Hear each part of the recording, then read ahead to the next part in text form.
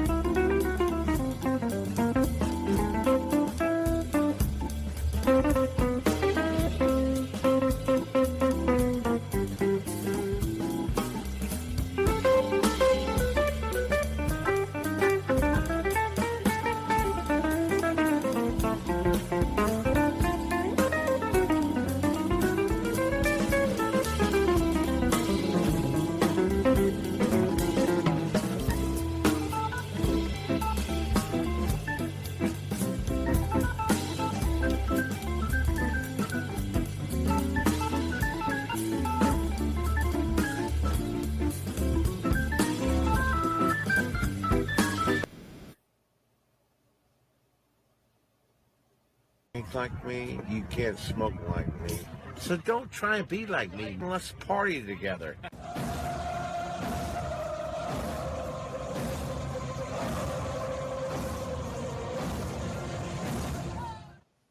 There's something kind of about a kid that's never played baseball.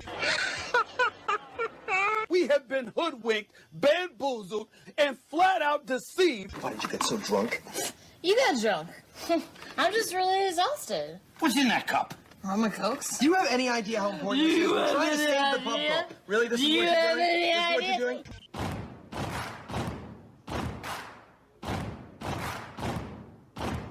Baseball is a beautiful thing.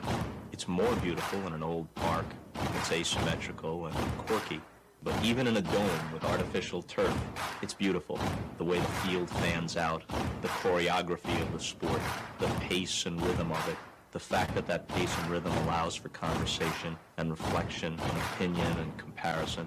In right field, the crowd is tormenting Strawberries, singing, Darryl, Darryl.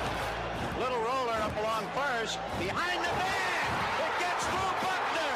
Here comes Knight, and the Mets win. And there's a fly ball deep to left. It's on its way. There it goes. And the Yankees are going to the World Series. Aaron Boone. Ground ball stabbed by Polk. He has it. He underhands to first for the first time in 86 years. The Red Sox have won baseball world championship. Can you believe it? It's a pastime, something you do. It's entertainment, something you watch. And it's a shared experience, something you talk about and read about. But you can apply those same three criteria to other things. What makes baseball special is that it's the best game that's ever been devised. Smith corks one into right down the line. It may go. Go crazy, folks. Go crazy. Sure as God made green apples, someday the Chicago Cubs are going to be in the World Series. A little bouncer slowly toward Bryant. He will glove it in front of Rizzo. It's in time. And the Chicago Cubs win the World Series. Cubs win. What a lucky break. The good Lord wants the Cubs to win. How can you not be romantic about baseball? If baseball is about caring, about loyalty and rivalry, Braves fans are on their feet hoping for some kind of a bleeder or a seeing-eye single. Here's the 1-2 pitch. Fastball hit high and deep down the right field line. It's going back, back, back. Is it fair? Is it Zip, boom, bam, it's gone! Ram-a-lam, ding-dong, a 3-run shot, and your Atlanta Braves have taken a 1-run lead! A banger, and she's gone, baby!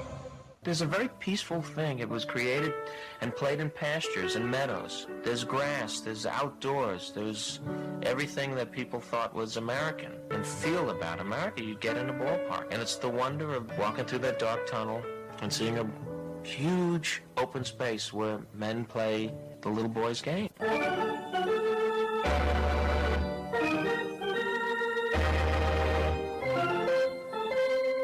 I believe in the Church of Baseball. I've tried all the major religions and most of the minor ones. I know things. For instance, there are 108 beads in a Catholic rosary and there are 108 stitches in a baseball. I prefer metaphysics to theology. You see, there's no guilt in baseball, and it's never boring. It's a long season and you gotta trust it. I've tried them all, I really have. And the only church that truly feeds the soul day in, day out is the Church of Baseball.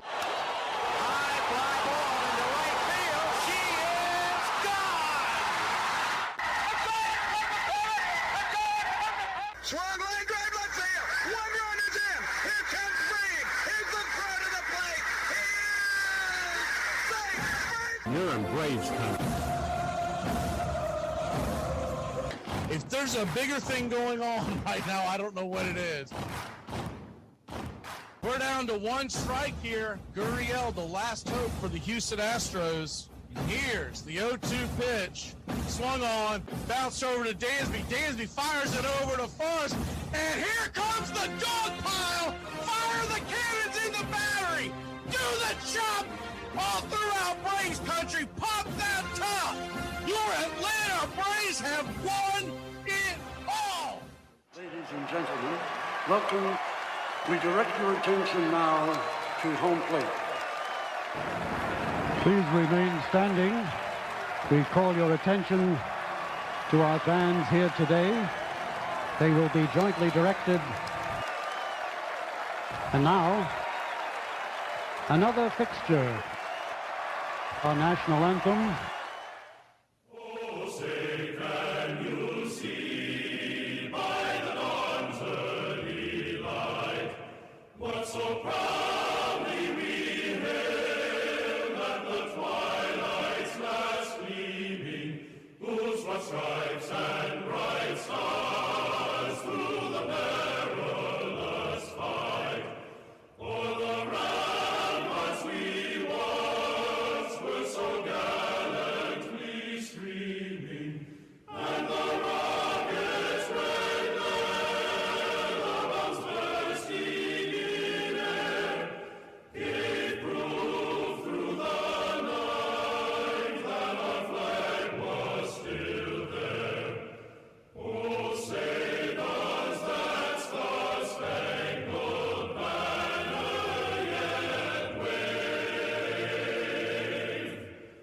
o'er the land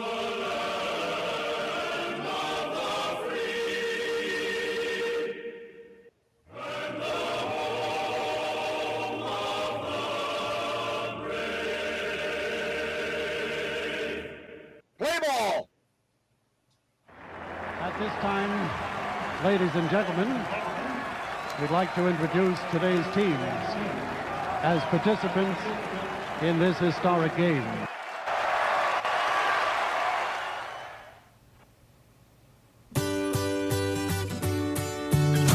Hey Braves Country, Mac McGee here for American Rebel Beer. America's patriotic light lager, all natural ingredients. Stand tall, be proud. The perfect beer to celebrate life, liberty, and your pursuit of the American dream. America's patriotic light lager, offering a crisp, clean, bold taste. Perfect beer to celebrate life, liberty, and your pursuit of the American dream. A beer with only 110 calories that tastes like a full-flavored beer and celebrates like freedom.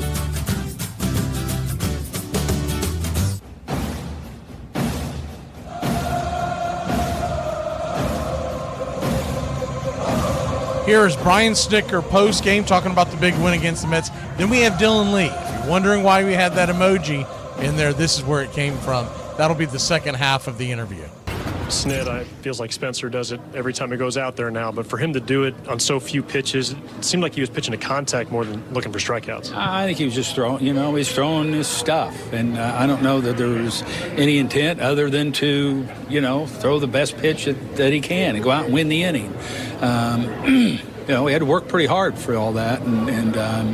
But it was, really good again. And it's tough when you face a team, for the second time in a short period of time, and he did a great job again. How about Dylan Lee stepping up and getting that strikeout? He's been doing that. I mean, he's been unbelievable. You go back and look at the run he's on; it's something else. And big outs. I know I think somebody said that was our first save in 30 games or something. It seems like he's had a few saves.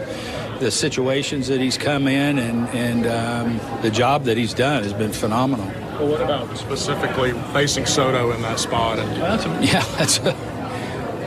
game's on the line right there. And, he did a great job with him. I mean, Dylan's got a slow heartbeat, and, I can't say enough about what he's been doing. How impressive is it when anybody does what Schwellenbach has done against one division opponent over the course of 2 years? Yeah, it's and you're talking about really good lineups, too. Nothing surprises me with him anymore. And now it's not a small sample, and you come to expect it. And I think he expects it. But, he's just so focused. And again, you talk about, a slow heartbeat and ability to do a lot of things to help himself win games. He's got a Gold Glove in his future at some point in time, and the way he holds the running game, and he just does all the things that winning pitchers do. How about just to think about where he is in terms of all-star consideration? Are you hoping that he? Absolutely. I hope he does. For me, I think Dylan Lee's. It's a shame they don't have a non-closer spot. I'm sure there's a lot of other guys in the league that are having great years too. But what he's been doing has been, just unbelievable too. You grew up, with Leo, and you and Leo were together so much. To know a guy's leading the innings at this point of the season, that's pretty good. No, it is. Yes, it is. And testament to how he's going out there. And like I say, he's efficient and giving himself a chance to go deep into games. And, and I think we got to have an eye on, again, how he gets to those innings. But he makes it hard to take him out of a game because he is so efficient and everything. But, like I say, the stuff just keeps playing. The bullpen as a whole, you mentioned Dylan, the bullpen as a whole since that series in San Francisco's got the best ERA in the National League. How much confidence do you have in this group right now? Well, and we've had to use them all, which we will. We still have, 6 games left before we have an off day. And we got to be aware of that, like we did that 17-game stretch, and they all did they're all doing their part and asked to do different roles at different times in the game. And you know what? It's kind of like I feel like they're waiting for the phone to ring, and whoever's name's called, they're getting ready and giving us what they got. What did you notice about Spencer's plan that maybe differed from last week against the I don't know. I think he just mixes his pitch. He's got such a big assortment. He mixes his pitches well, and I don't know that he has to have a specific plan. I think it's just he has a good awareness of what's working on that given night. As far as Ronald goes, the in-box athleticism seems to just be all the way back. What's impressed you? Oh, it's crazy. No, it's crazy. Everything he's done since he's been back.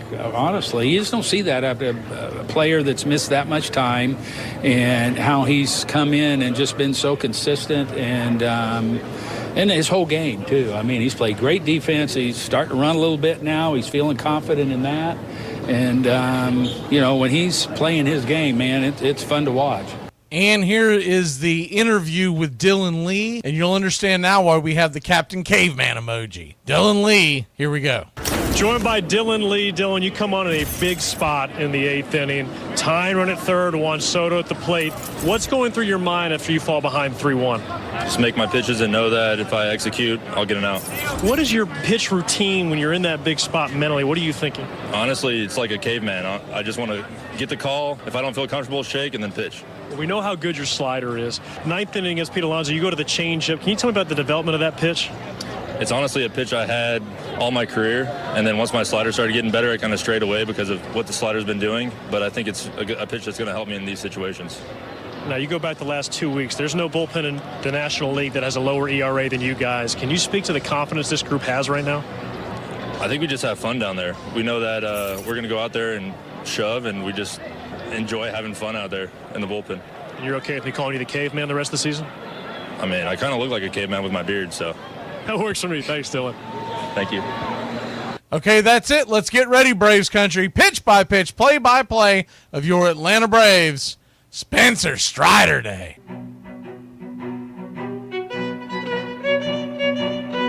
Hey, Braves country, Mac McGee here for American Rebel Beer. From the mountains to the prairies to your pint glass with white foam, we're bringing back beer with a backbone. All that matters in our brew is taste and a touch of American excellence. American Rebel Beer, born in the USA.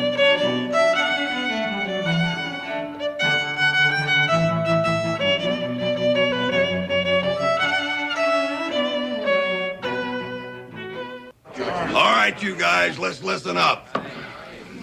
We won a game yesterday. And if we win one today, that's 2 in a row. We win one tomorrow, that's called a winning streak. It has happened before. So let's see some hustle. Let's jack it up a little. I got a feeling things are about to turn around for us.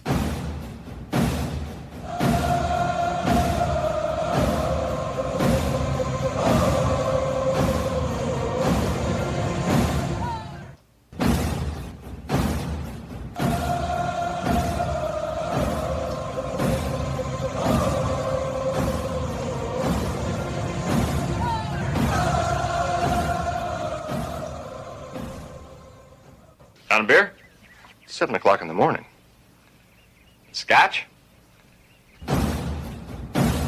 Hey, howdy, hi, and how the hell are you? Pull up an armchair, girls and boys, and join us for Braves Country Baseball. You're listening live as the Braves are on the road, and we're set to bring you pitch by pitch, play by play of your Atlanta Braves. Hi, I'm Mac McGee. Here's your starting lineups for today's action. Leading off and playing right field for your Atlanta Braves, it's Ronald Acuna Jr. 9 home runs, 16 RBI, 3 stolen bases, batting .396. Batting second, playing first, Matt Olson, a .253 average with 15 homers, 49 RBI. Batting third, the designated hitter, Marcell Ozuna, 11 home runs, 40 RBI, batting .250. Austin Riley, batting cleanup, playing third. 12 home runs, 40 RBI, a .275 clip with 2 stolen bases. Drake Baldwin is back behind home plate and batting fifth. 8 homers, 25 RBI, batting .293. Batting sixth, playing second, Ozzie Albies. 6 home runs, 27 RBI, 7 stolen bases, batting .225. Batting seventh and in left, Verdugo. 12 RBI, 1 stolen base, batting .247. Batting eighth, center field, Michael Harris II. He has 6 home runs, 43 RBI, 11 stolen bases, batting .221. And Nick Allen is batting ninth and playing short with 13 RBI, 6 stolen bases, batting .223. On the mound for your Atlanta Braves, it's Spencer Strider Day. He's 2-5 with a 3.89 ERA and a 1.114 WHIP. 37 innings, 29 hits allowed, 45 strikeouts, 13 walks, 5 home runs served. In Spencer Strider's last 2 starts, once against these very Mets in Atlanta, the other versus Colorado, Spencer Strider has pitched 12 innings of 1-run ball. He walked 2 and struck out 21, giving up 8 hits in that time period. So things are looking up for the Quad Father. He'll be going head-to-head with Frankie Montas, who is making his New York Mets debut after a long stint on the IL. But in 30 starts last year, Montas had a 4.84 ERA with Cincinnati and Milwaukee, a 1.37 WHIP, 150 innings, 148 strikeouts, 66 walks allowed. Leading off and playing shortstop for the New York Metropolitans, it's Francisco Lindor, 16 home runs, 42 RBI, 13 stolen bases, batting .273.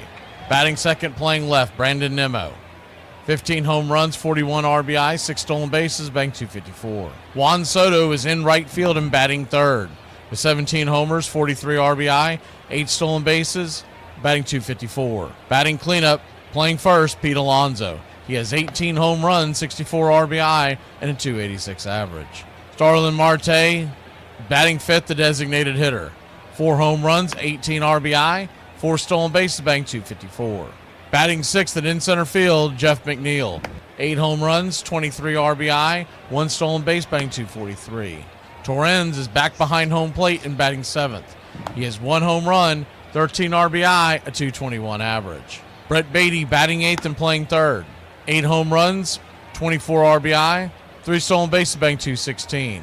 Mauricio is at second and batting ninth. 2 home runs, 3 RBI, 2 stolen bases, batting .180. Calling balls and strikes behind home plate today, it's Adam Hamari.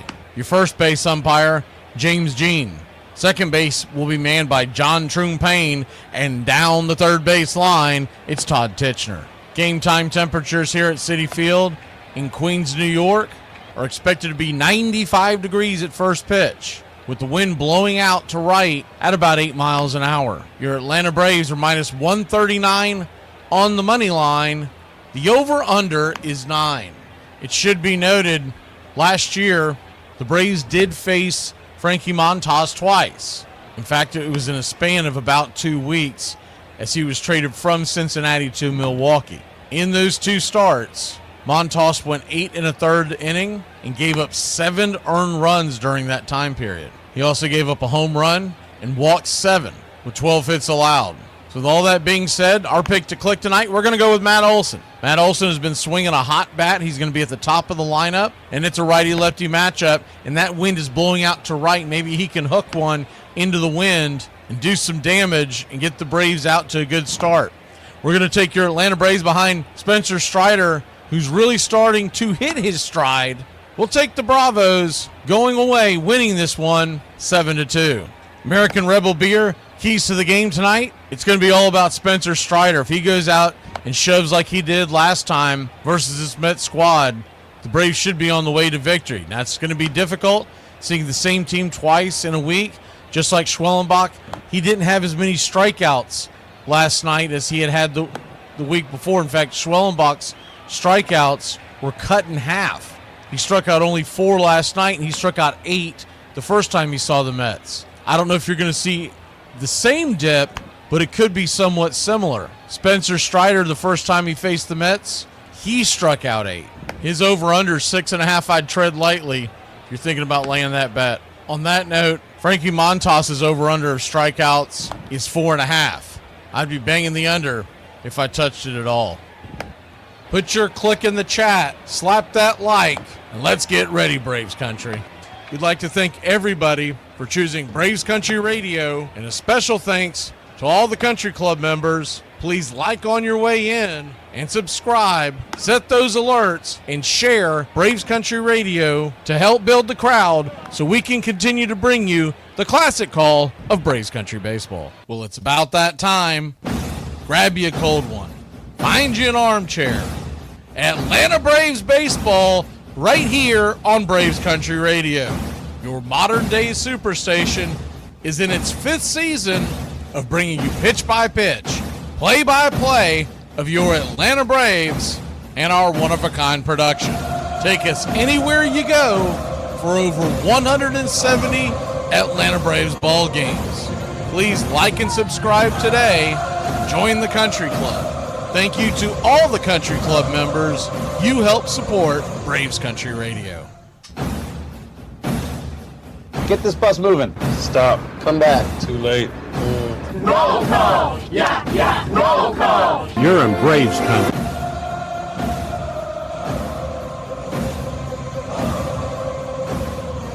Good evening, Braves Country. How the hell are you? Should be doing pretty good. We're coming off of a W. We got Spencer Strider on the mound and Frankie Montas doing his first start. I can't imagine they're going to have him go too terribly long. I would think it would be somewhere between an 80 pitch mark or 5 innings, depending on which comes first. because they do pay attention to the up downs nowadays. All right, let's scroll this sucker back and get salutations. We'll roll it back to about the quarter to. So if you haven't chimed in the last 15 minutes, just jump in and say hi. Love to see everybody in the chat, and also folks don't do it much anymore, but always want to know where you're listening from on this hot Tuesday night in June. I see John and George Pearson, Uncle Charlie, Tree Nug, Gad, AY, Iron Lug, America, baby. Who else do we have in here? We have Straight Shooter, Billy Birdwell, B.A. Baracus, Brian Andrews, Peter, good to see you.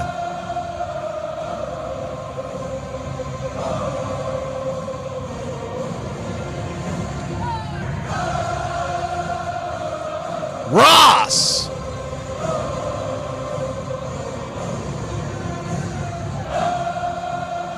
Ross Campbell. Chris Talbot. Gary the Real McCoy. Jameson Taylor.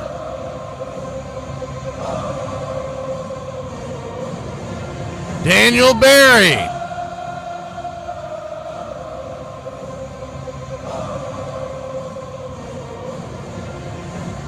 Southern guy.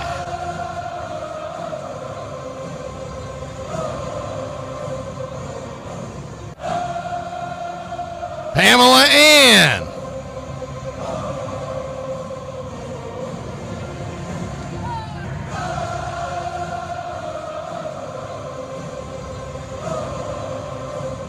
Mark Ricky Ricardo. Rob T.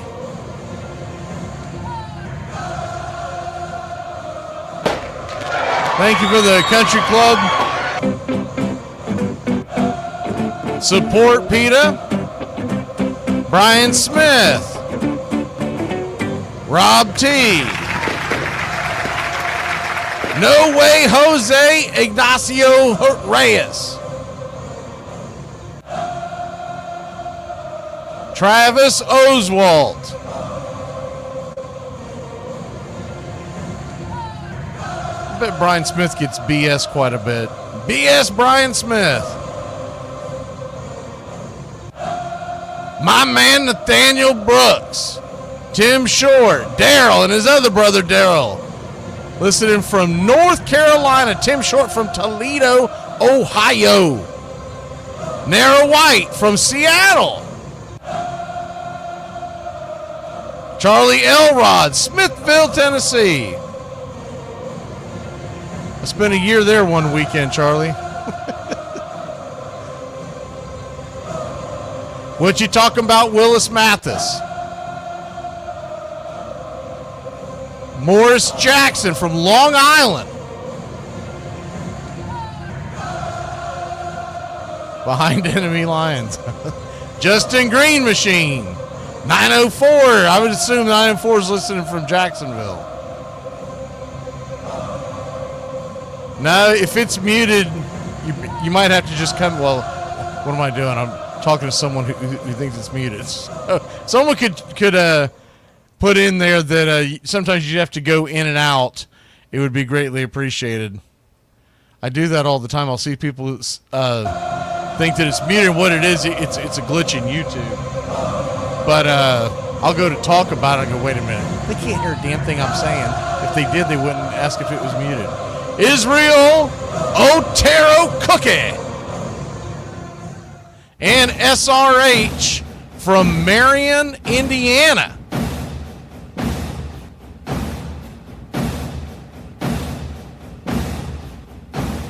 Noel Taylor from Coming Georgia. Go Noles, Taylor. Go Noles.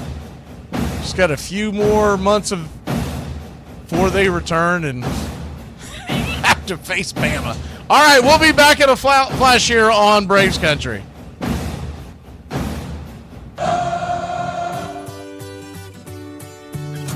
Hey, Braves Country, Mac McGee here for American Rebel Beer. America's patriotic light lager, all natural ingredients. Stand tall, be proud. The perfect beer to celebrate life, liberty, and your pursuit of the American dream. America's patriotic light lager, offering a crisp, clean, bold taste. Perfect beer to celebrate life, liberty, and your pursuit of the American dream.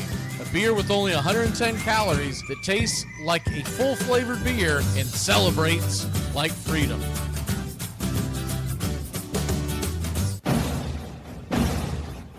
Hey, Braves Country, this is Mac McGee with Braves Country Radio.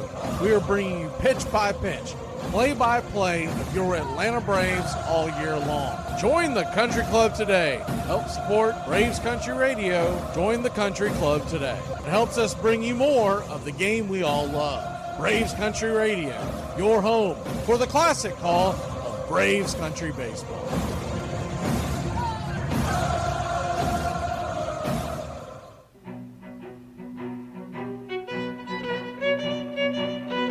Hey, Braves Country, Mac McGee here for American Rebel Beer. From the mountains to the prairies to your pint glass with white foam, we're bringing back beer with a backbone. All that matters in our brew is taste and a touch of American excellence. American Rebel Beer, born in the USA.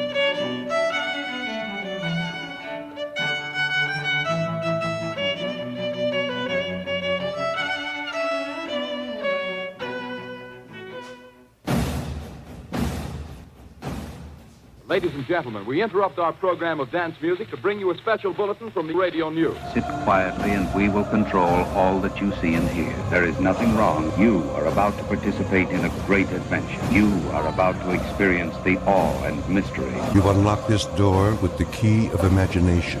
Beyond it is another dimension, a dimension of sound, a dimension of sight, a dimension of mind. You're moving into a land of both things and ideas. You've just crossed over into Adventures in Time and Space. We offer you Braves Country Radio, your home for the classic call of Braves Country Baseball. Hi, folks. Join us now for another Braves ball game. Yes, sir. This is the one we've been waiting for. This is it. This makes you feel like it's spring and baseball, no more measles, and free tickets to the circus. You're in Braves Country.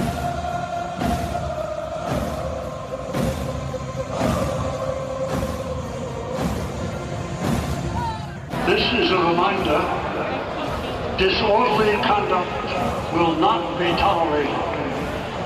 Please respect your fellow fan and refrain from any unruly behavior. Failure to comply with these guidelines will result in ejection.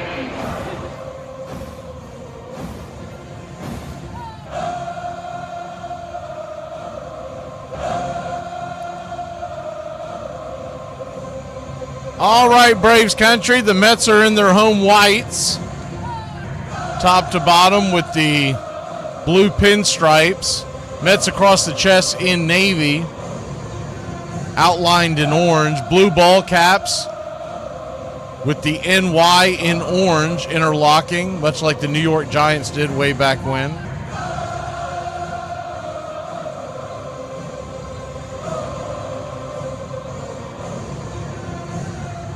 Which the Mets colors, if people aren't familiar with it, the New York Mets got their colors from the old teams that used to be in New York. They combined the orange of the New York Giants and the blue of the Dodgers. That's how they came up with those colors, because they were representing the fan that had lost their team.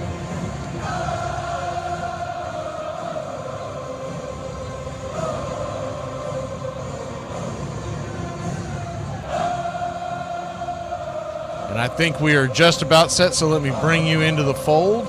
We did get the screen kicking. you haven't already, please subscribe and share. Many folks we can get in here, the better, the more the merrier. Frankie Montas making his debut. He was 7-11 with the 4.84 ERA. I went over his numbers in the pregame show. He averages just under a strikeout an inning, so he will put up some strikeouts, but he's not what you would consider a big-time power pitcher. Played for the Reds, Yankees, so he's used to New York and Milwaukee last year. First pitch on the way. Yes, sir, it is baseball time in Braves country, and the pitch is down and in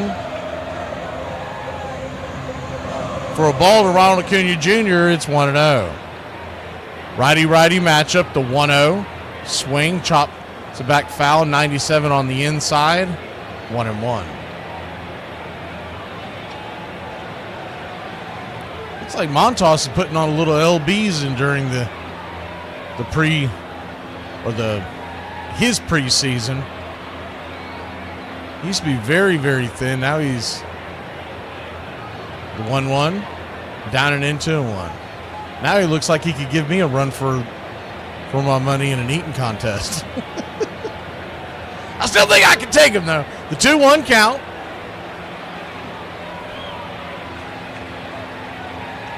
Montas comes set, kicks and delivers. 97 up high, sinker. 2-2. The Braves, a lot of the batters for the Braves have seen Montas, but not a really big sample size. The 2-2. Caught looking, strike 3. Frozen with the sinker up top.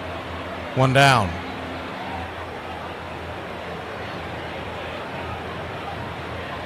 Backwards K.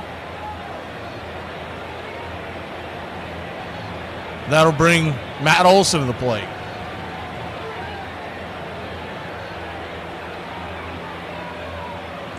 Matt Olson. Righty-lefty, first pitch, 92, well off the plate, wide, it's 1-0.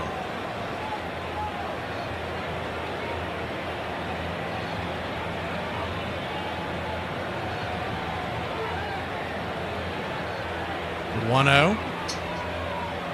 96 down and away, 1-1. So a 1-1 count.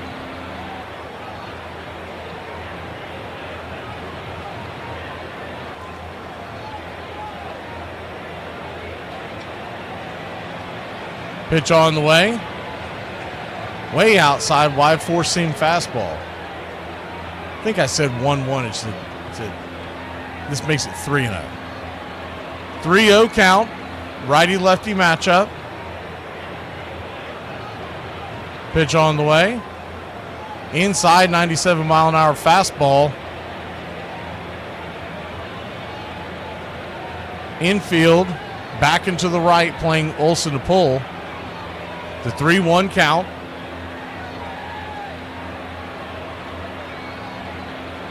Montas brings it. Swing, fouls it back. 97-mile-an-hour fastball on the outer edge. It's a full count now.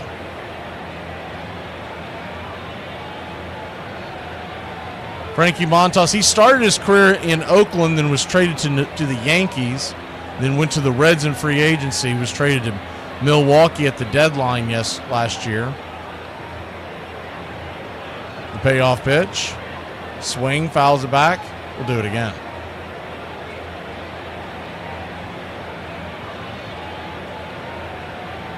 Full count.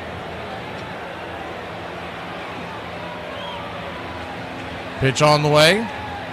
Down and in, ball 4. So he'll head on down to first with a 1-out walk. And Matt Olson making Montas work, and we got something going here in the top of the first inning. That'll bring up Marcell Ozuna. Marcell, 11 home runs on the year.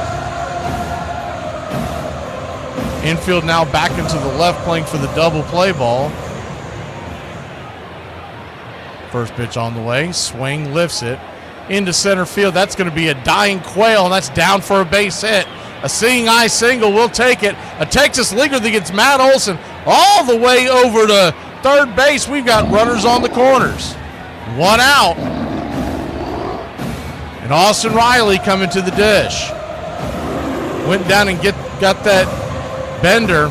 He throws a four-seam fastball 33% of the time. Now, this is going off of last year's numbers, so you don't know what he's going to do this year. Sinker 19, cutter 19, and the split 18. So those three pitches, those three off-speeds, he uses them pretty evenly. And then he has a slider at about 11% that he likes to throw to right-handers. First pitch to Austin Riley. Down and away, 97 miles an hour. Just misses. It's 1-0. Riley with 12 home runs on the year, 40 RBI. He has had good numbers against Montas. He has a home run against him. I believe he's 2 for 5 lifetime. The 1-0. Swing and a miss, 97 right up in his wheelhouse. It's 1-1. Braves nothing, Mets nothing. Runners on the corners, top of the first. Spencer Strider day. So we got the Strider emoji kicking for y'all for you country club members. The 1-1. Down and in. 2-1. 2-1 count. Good to see you, Dondre. I think a couple people snuck in here late. Adam Batman Westbury.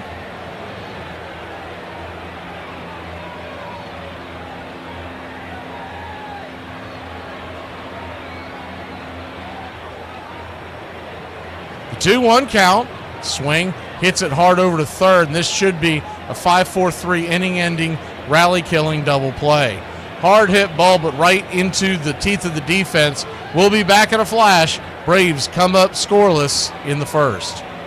Yeah, just a sec. Is there an Uni Pantuso here? That's you, Coach. Speaking. I'm not a drinker. I can honestly say I never had a beer in my life, okay? It's one of my only good traits. I don't drink.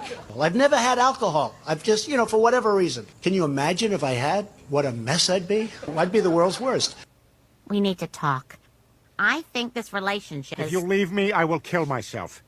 Major League Baseball could not have asked for a greater superstar at the turn of the 20th century than Christy Mathewson. Matty was one of baseball's first marquee stars. Handsome and well-educated, he left college for pro ball and landed with the New York Giants in 1900. Mathewson is an iconic figure as the popular hero of his era. He was the first real pitcher who had a repertoire of pitches. I mean, he was a guy who could throw a fastball, and he had a variety of breaking pitches. Some broke in, some broke out, some broke up, some broke down. And he had a great curveball and an out pitch that he called a fadeaway. Later to be called the screwball, Christie used his fadeaway to compile more than 2,500 strikeouts during his 17-year career. His fadeaway, a strikeout pitch. It was a killer pitch. It was used in the pinch. And in the pinch, Mathewson excelled, leading the Giants to their first World Series title in 1905 with one of the all-time postseason performances. He pitched 3 games, won 3 games, and all of them were by shutouts.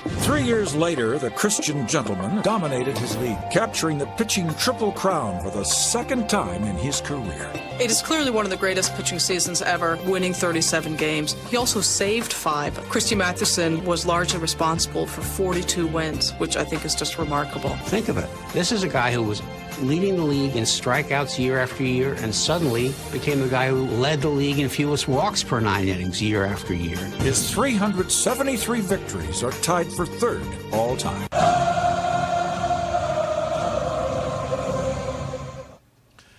Welcome back. Spencer Strider out to deal against these Mets. Braves wearing their road grays. I think I failed to mention that. Atlanta across the chest in red, outlined in navy. Same with the numerals on the back. Names in the back in navy are navy ball caps with the All-Star logo on the side and the white A representing the city of Atlanta. Spencer Strider, the quad father, comes set. And we're ready. The first pitch on the way from Spencer Strider is a 96-mile-an-hour fastball. P at the knees.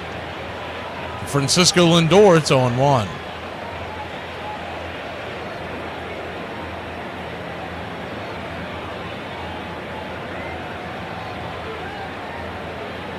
Lindor Takes a step out of the box for a second.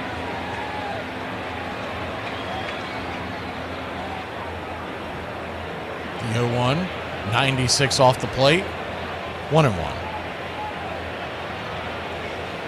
Somebody mentioned it at the break, and I was about to lead off with that regardless. But if they are in love with as the 1-1 is fouled back,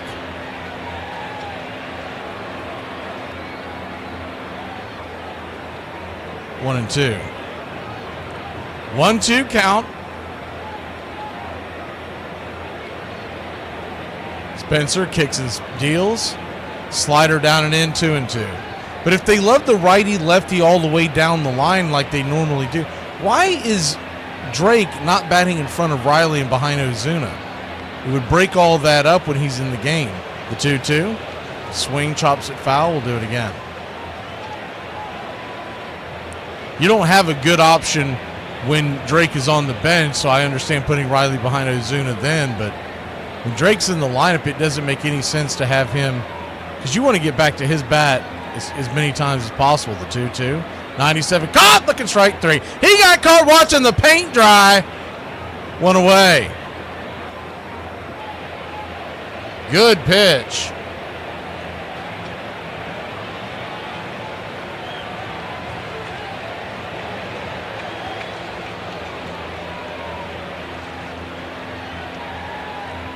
Spencer Strider. Good. Punchy right there to start the game. First pitch on the way to Brandon Nimmo. Swung on, hammered over to second. Backhanded by Ozzie. He had a hard time getting it out of his glove. Flips it over to first. A one-hopper to Olsen. Olsen makes the stretch. 2 down. That's good to see that, because Brandon Nimmo, normally his at-bats versus Spencer Strider are brutal. They're 10 to 12 pitches. Whether you get him out or not, he normally eats a ton of pitches versus Strider. And Strider's fired up. 2 up, 2 down.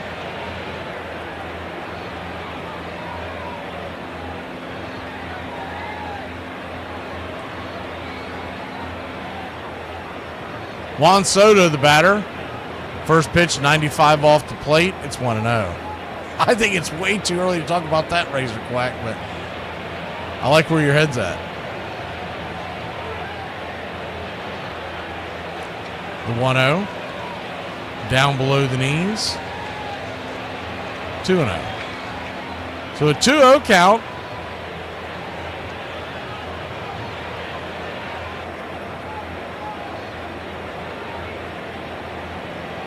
Spencer Strider hits the top shelf, 96 miles an hour, 2-1.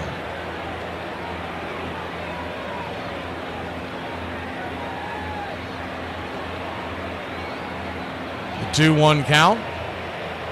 Strider looking into Soto, brings it.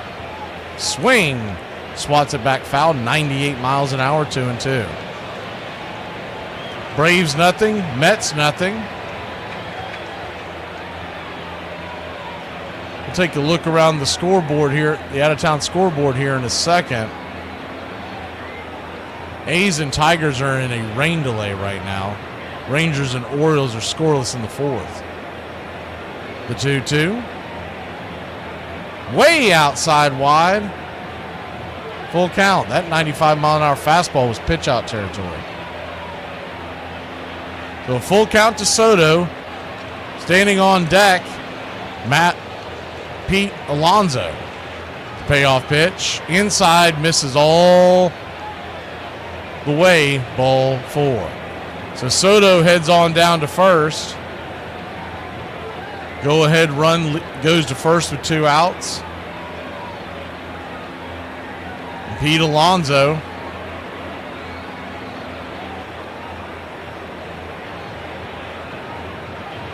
standing at the plate. Righty-righty matchup. First pitch. Fastball right there at the knees. 97 on the inner cut. It's 0-1. Pete Alonso, 18 home runs on the year. The Braves defense, left to right tonight. It's Verdugo in left tonight as the 0-1 swing and a miss, 0-2.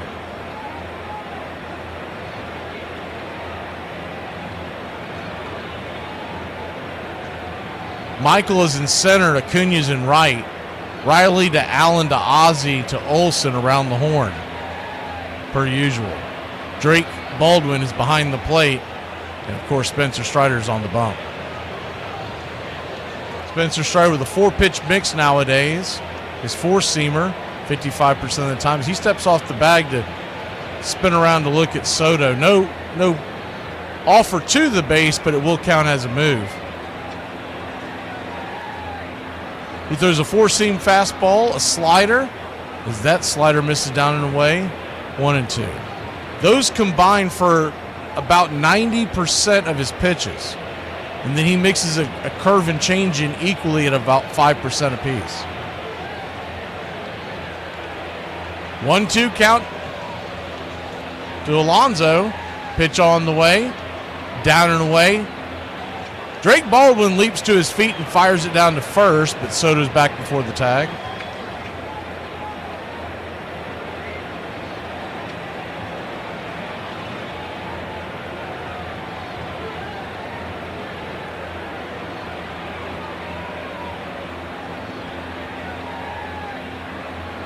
The 2-2. Swing, laces it over to third. Line drive into the glove of Austin Riley, and that'll end the inning. So the Mets put one on their own, but they can't get them across either. We go to the top of the second, nada in Gotham. What are some things that when you were younger, if someone had them, you thought they had money? I didn't grow up poor, like we didn't have food poor, but I grew up in a mobile home. I grew up with like, we don't have money for that poor. Like we had ice cream in our fridge, but it was like the bucket with the red handle that was like white with like different like red swirl in it. And the swirl was like almost like crunchy. When I was a kid, if you had any of these three things, I thought you were rich, like rich. The first one is a waterbed.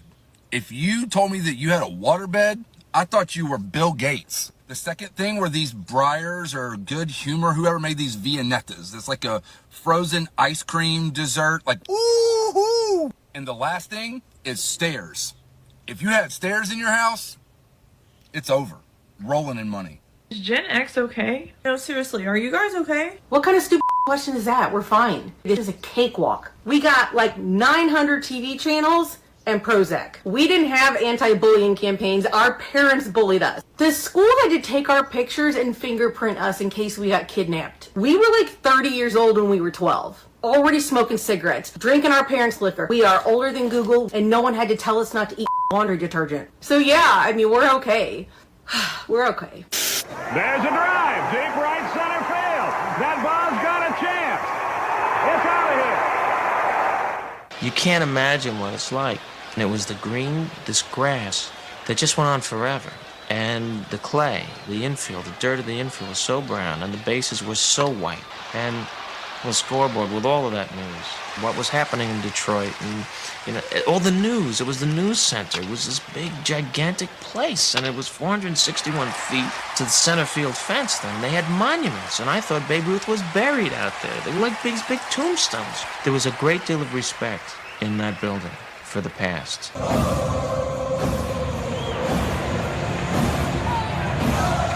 Welcome back. Frankie Montas goes back to work. He had 17 pitches in that first inning, so not a big workload. Drake Baldwin leads us off. Obviously, he's never seen Montas before. First pitch on the way. 96-mile-an-hour sinker right down the heart of the plate. It's 0-1. The 0-1.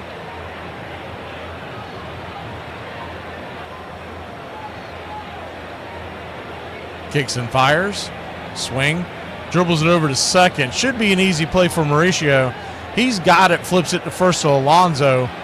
4-3 on the putout. 2 pitches, 1 out. 1 down. Chase Burns is making his major league debut tonight for the Cincinnati Reds. Big time prospect. Check in with his stats from time to time. Got it on in the background, but I can't really see anything. First pitch on the way to Ozzie Albies is high and out of the zone. It's 1-0.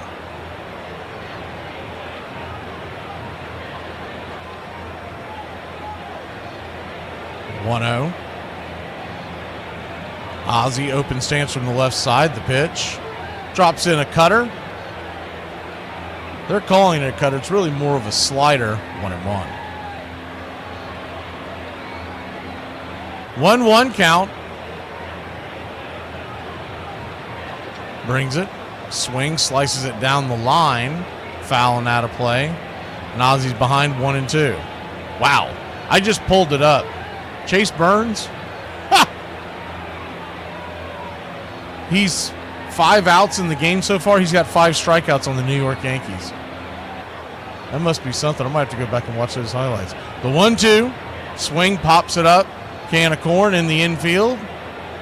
Easy peasy out right there at home plate. Catch made by Torrens. And quickly 2 down. 2 down. And yes, Aaron Judge is in the lineup, so that means he struck out Aaron Judge.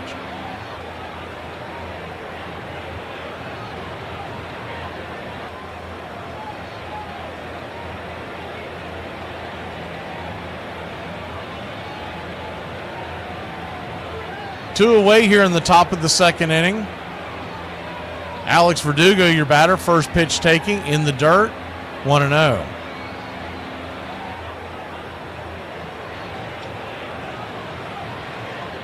Verdugo batting .247, 12 RBI. The 1-0. Right there at the knees. 1-1. 1-1 count.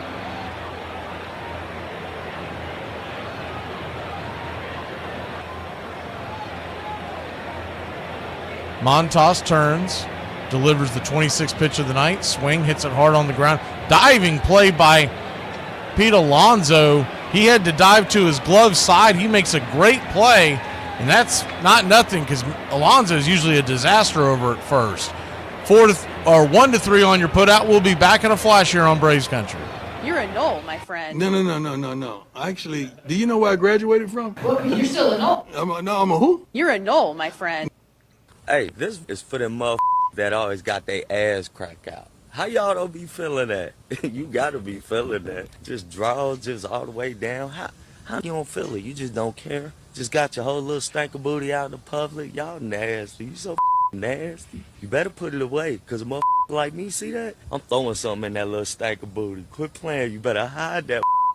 We have 2 number 3s. That's not a mistake. It's just that some of Grover Cleveland Alexander's career totals are so close to Christy Matheson's, we call it a tie. He has the same number of wins lifetime as Christy Mathewson, 373. This was going to be the successor to Mathewson among National League aces. This is the man who was going to throw pitch for pitch against Walter Johnson in the other league for reputation. And his 1911 rookie season was incredible. Led the National League in just about every pitching category. He had 28 wins, 7 shutouts, and a then rookie record 227 strikeouts. Started a decade of dominance in which he was, bar none, best pitcher in the National League. From 1915 through 17, Pete was off the charts. Won more than 30 games 3 years in a row. 6 times he won at least 27 games and had a sub-2 ERA 6 straight seasons. 1916, he threw 16 shutouts. Whole leagues don't throw that many shutouts today. His 90 career shutouts are second only to Walter Johnson. All the many games and innings that Alexander worked, he's remembered mostly for one. And I can't tell who's going to come in. Let's see who it's going to be. It is going to be Grover Cleveland Alexander. Oh, Pete will come on. In 1926, had one of the most famous moments in World Series history. After pitching 2 complete game victories already, Pete was called on in relief in Game 7.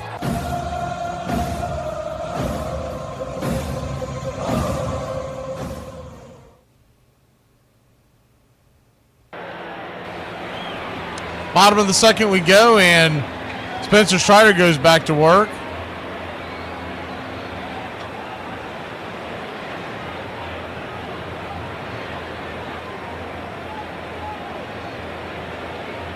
First pitch on the way is a 95-mile-an-hour fastball at the knees. It's 0-1.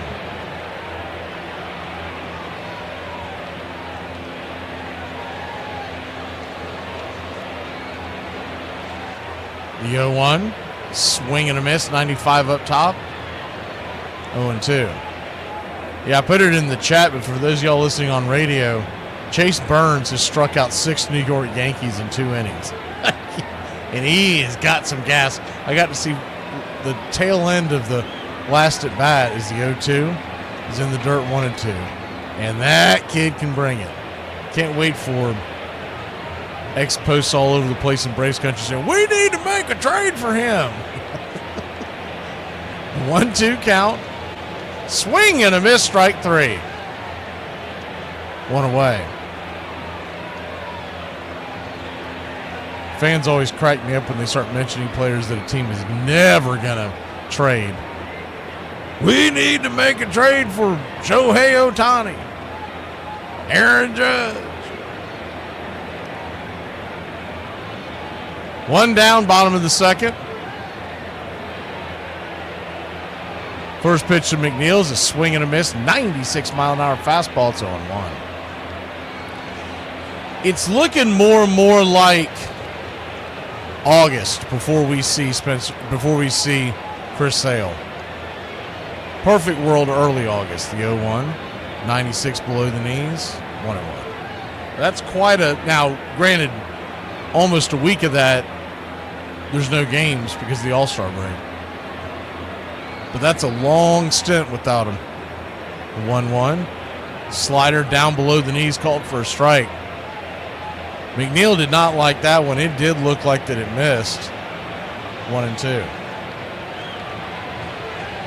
Looked like it missed by about 2 to 3 inches over the plate, but below the knees, well below the knees.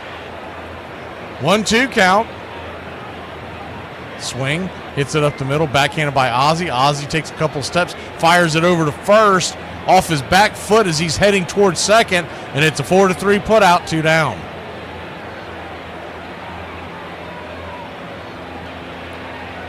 I don't know why he did. Well, never mind. He got the play done. But I don't understand why, as quick as he is, he doesn't just slam on the brakes and then throw the ball over there. Instead, he lets the momentum take him towards left field. But 4-3 put out nonetheless. First pitch on the way to Torrens is a slider at the knees. It's 0-1. The 0-1. Kicks and grips. Slider in the dirt, well outside. Evens up the count at 1.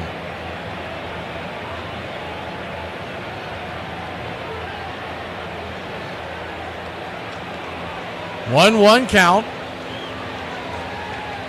96 off the edge. 2-1. Braves nothing, Mets nothing. 2 outs here in the bottom of the second. Harris, Allen, and Acuna will be due up in the third. The 2-1. 97 right down the pipe. 2-2.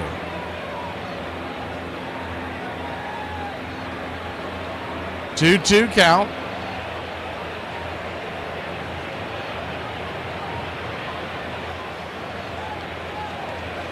Luis Torrens batting .221 on the air and a .625 OPS. The 2-2. Swing and a miss. Strike 3. Got him with 99. High cheese. That'll end the inning. Mets go down 1-2-3. We'll be back in a flash here in Braves country. I don't know what type of cellular device you have, but all of them has these little buttons on the side that you can mash the button with your booger picking finger. You can mash the button and turn the volume up or down. Yeah, if we're too loud for you. Is screen time a babysitter? I mean, if I need to scrub paint off the walls or take a call from work, sure. But no, it's not a full-time babysitter. Although the amount I pay for streaming, I could hire 2 babysitters. My God, I'm such a dad. The cardigan doesn't help either. Okay. Is parenting harder than it used to be? Well, see, now I think you're trying to get me in trouble here. I think the question honestly might be, is parenting harder or is being a parent harder? Whoa, Pretty sure the dad's going to watch this. I think that might have come out wrong. There's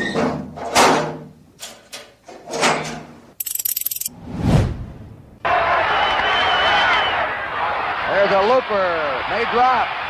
It's in for a hit. Here comes a throw to third. Rose hits a dirty save.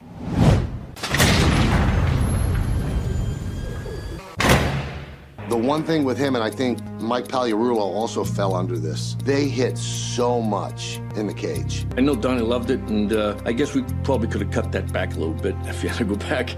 You know, it probably took a little bit too much on the body, wear and tear on the body.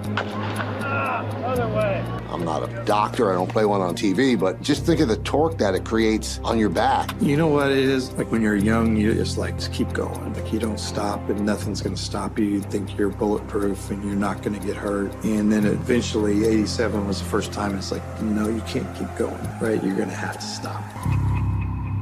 Don Mattingly will be out for at least the next 2 weeks while taking batting practice last night. He strained a muscle. I don't know, I was on the DL 2-3 weeks, whatever, and came right back and jumped right into it and got hot. And so it's like, nothing's gonna stop me.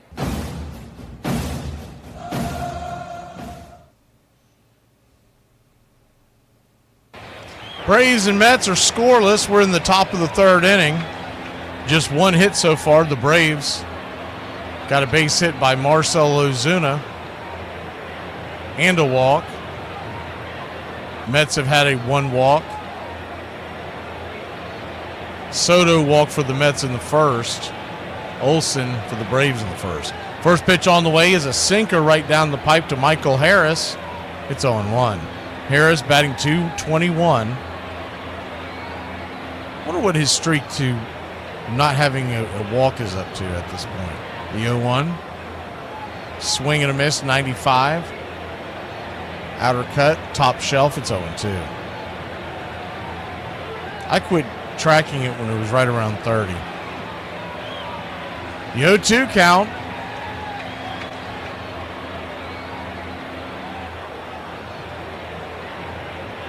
Montas brings it. Swing and a miss, strike three. Blew it right by him. One away.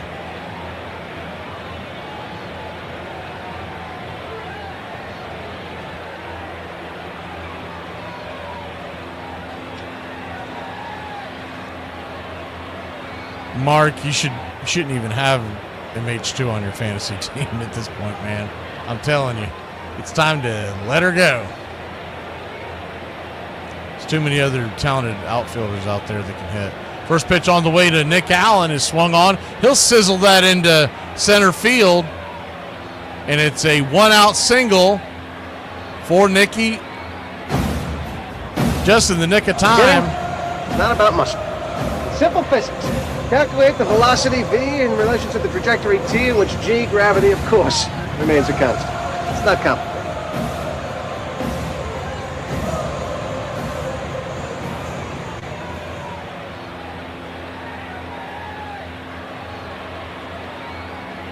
Ronald Acuna Jr. will come to the plate with the runner at first with good speed.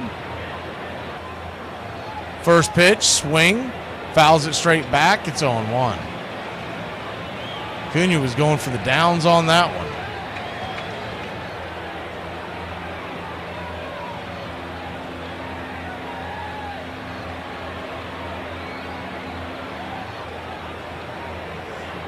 The 0-1. 95 up top. 0-2. Montas. 2 strikeouts so far. His over-under, I believe, was 4.5. So he's right on target. The 0-2. Good take. Nasty changeup by Montas. Standing on deck is Olsen. Allen at first. Huge hole on the right side. I wonder if Allen may take off. He's been getting to 2 strikes and throwing a lot of off speeds if he can time it up on the right pitch. Montas flips it over to first, and he was thinking the same thing. Allen well under the tag.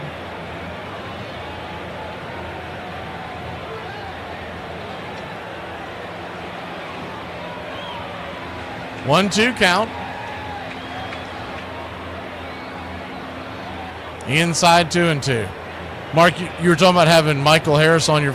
It took me until I think it was last week, and I mentioned it on the show, but it took me that long to finally give up on Michael Harris being on my. I hadn't started him in forever, but being on my bench. It was a dynasty league, and I hate giving up Braves that I really like. Is just players I like to watch. I hate giving them up in dynasty leagues because it's not like a redraft league. Is the 2-2 down and away 3-2. You do that in a redraft league and he goes off, you can always draft him next year. But in a dynasty league, he's probably gone because we have three other Braves fans in our dynasty league. But I finally had to say, man, there's just too many other talented cats out there for him to keep dragging me down with 6 points a week. Full count to Acuna. The pitch on the way. Down and away, ball 4. So he'll head on down to first. And Matt Olson, the batter. Montas at 36 pitches, so he's still good on that front. The Braves swung early and often in that second inning, so they didn't make him expend much energy at all. But you still have to keep in mind that the guy is just coming off of major surgery, and this is his very first start. Matt Olson, 12-game hitting streak versus the Mets, where he's batting .356. The first pitch to the Ice House, in the dirt, changeup, 1-0. With the injuries that the Mets have to their starting rotation, if he starts to spin, they'll probably go get him because they don't want to risk injury. I mean, Kodai Senga is on the IL. Saw he's just starting to throw soft toss, so he's probably still a few weeks away from coming back. The 1-0. Down and in, 2-0. Sean Manaea still hasn't returned.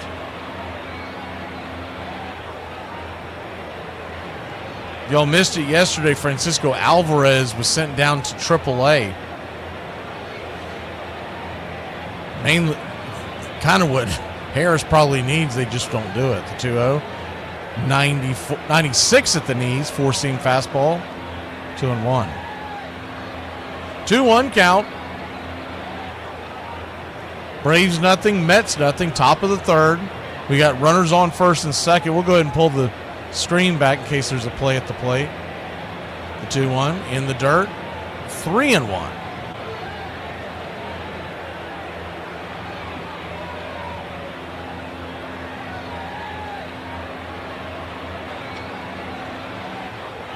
Three-one count.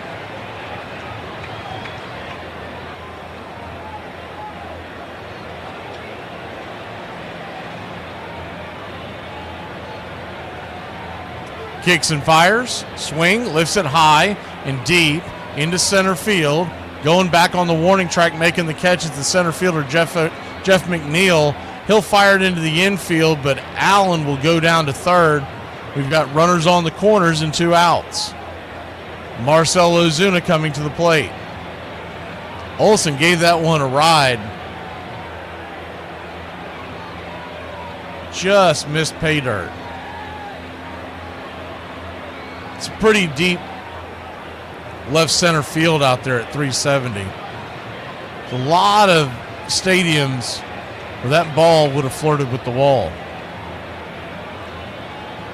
Marcell Ozuna, your batter. Runners on the corners, 2 outs.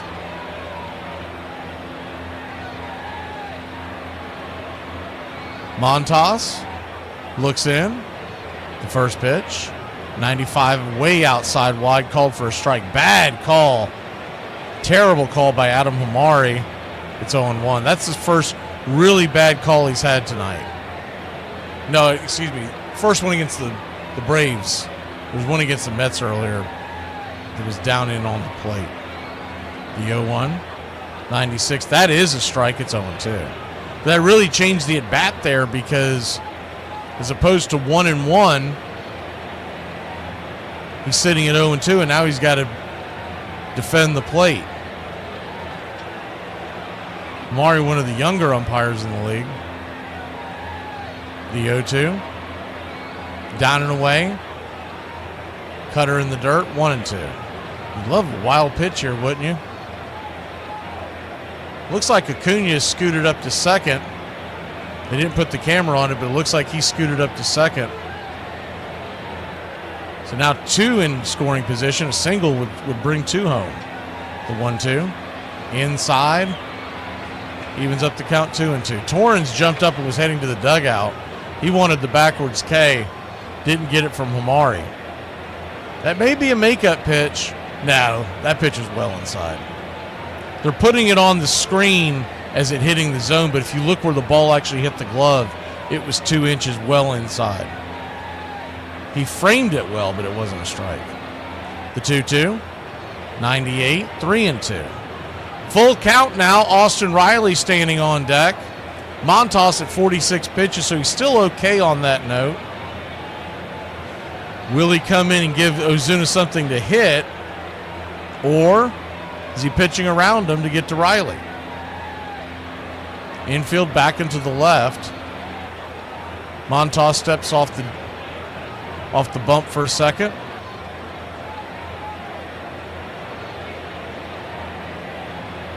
The payoff for Montas. Swing and a miss, strike 3. Chased a 4-seamer well off the plate, and that'll end the inning. Braves keep threatening, but they can't get them across. We'll be back in a flash in Braves country. I used to be with it, but then they changed what it was. Now what I'm with isn't it, and what's it seems weird and scary to me. It'll happen to you. Now, if I gave you $1 and your father gave you $1, how many dollars would you have? $1. You don't know your arithmetic. You don't know my father. So now it's time number 2. Greg Maddux, if you looked up the word pitcher in a dictionary, it should have his pitcher by, because he was a pitcher in every true sense of the word. For 23 seasons, Greg Maddux educated the National League in the fine art of pitching with a brilliant approach. Got it! This guy was the professor. I mean, he dissected the strike zone. Maddux is sawing right through this lineup. He had finger control on the ball that allowed the ball to sink, to run, to cut, to fade. His ball never did the same thing twice in a sequence. What he was able to do with a baseball was amazing. That's why he's the best pitcher in the game. His attention to detail and game day preparation was impeccable. And that's just one of the many words you could use to describe Maddux. Economic, precise, and smart. He would pitch a hitter a certain way in one game because he knew that a month down the road this guy might come up in a tighter situation, and he wanted him to remember that at bat so he could get him out a different way.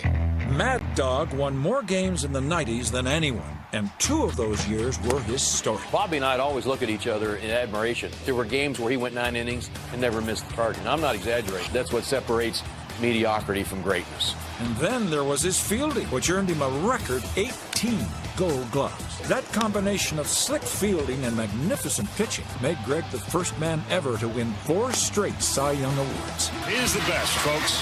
He is the best. Overall, from top to bottom, was there ever a better right-hander? I don't know. My girlfriend poked me in the eyes. I stopped seeing her for a while. Welcome back. Niners asking. So Michael Harris has to be sent down. I mean, in theory, yes. Will he? No. I would be absolutely shocked.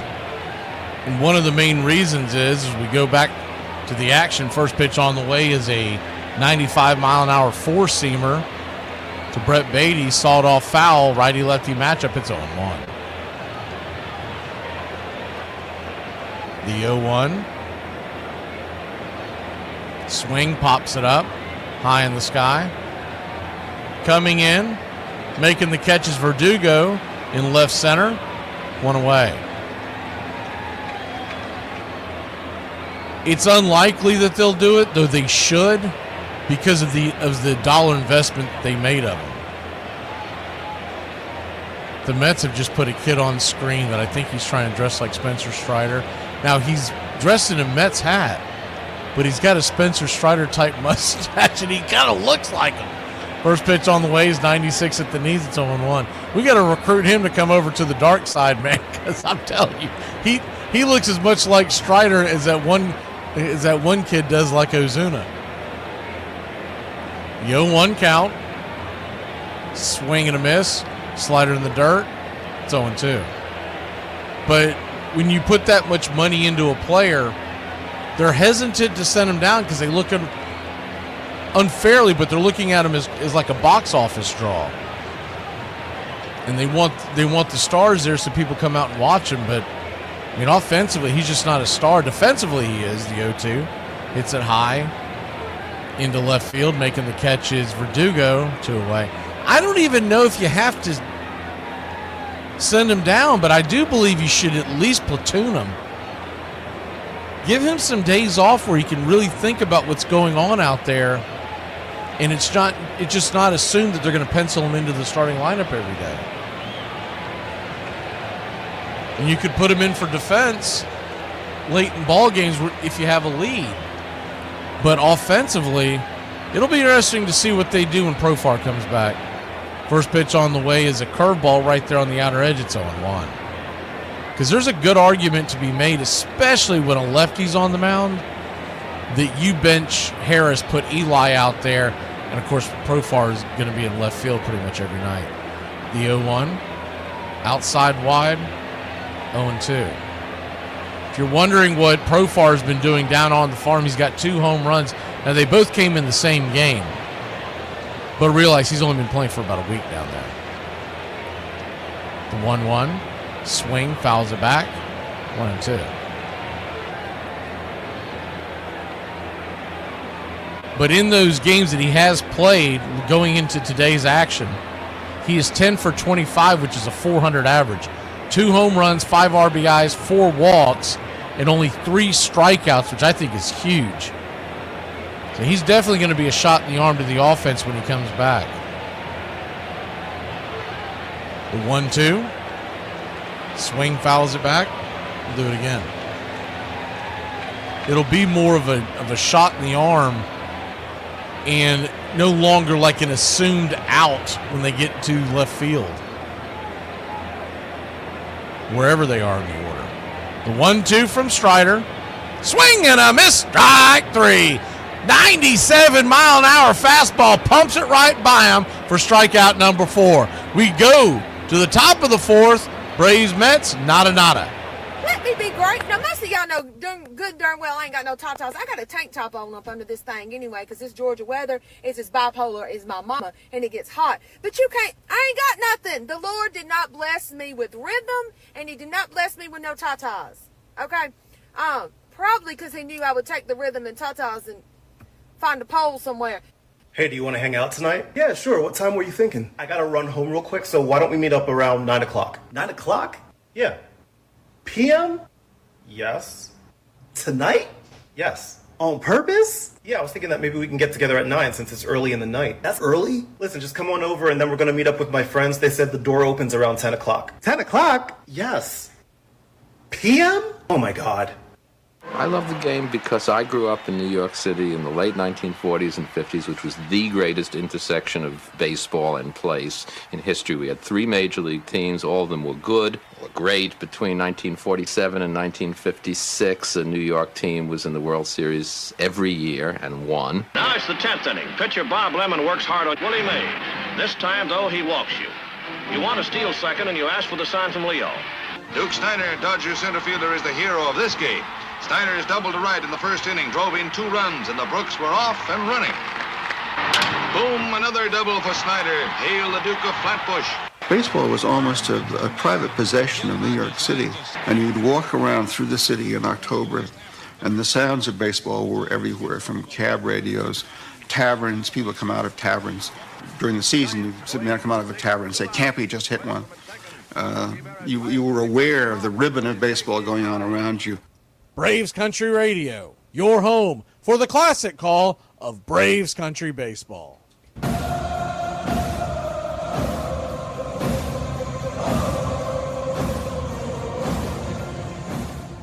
Welcome back. Austin Riley stands in as we begin the top of the 4th. Braves nothing, Mets nothing. Spencer Strider pitching well so far, but the Braves have not given him anything to work with on the scoreboard. Maybe we can crack it here. Frankie Montas goes back to work. This will be his 48th pitch of the night. Brings it. 94 mile an hour. Sinker that didn't sink. It's 1-0. High and out of the zone. Infield is back into the right, playing Riley to pull. Outfield deep and straight away. The 1-0. Swing and a miss, 96. Outer edge, 1-1. He looks pretty good tonight. I mean, honestly, for a guy who's hasn't pitched in a major league game yet this year, is the 1-1. Cutter. 1-2. I was hoping that. So his last two starts in the minors, he didn't look very good at all. He got slapped around, but his control looks really good tonight. The 1-2 to Riley. Swing, fouls it straight back, 97 miles an hour. He's got 3 strikeouts through 3 innings. Only 2 walks, giving up 2 hits, and he's danced out of danger.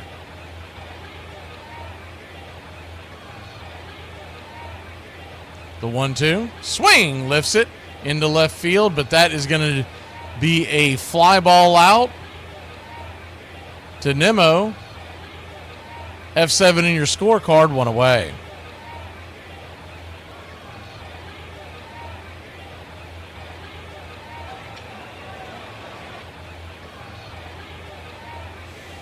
One down, and Drake Baldwin will be your batter.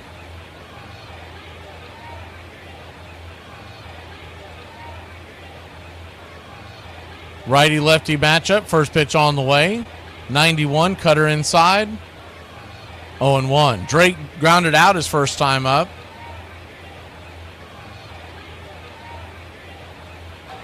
Batting .291 on the year with 8 home runs. 25 RBI, the 0-1. Inside, misses, 1-1.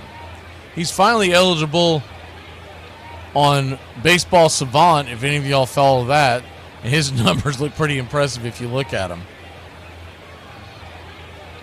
He's had enough at-bats to clear that. The 1-1 count in the dirt. 2-1. That ball kicks away.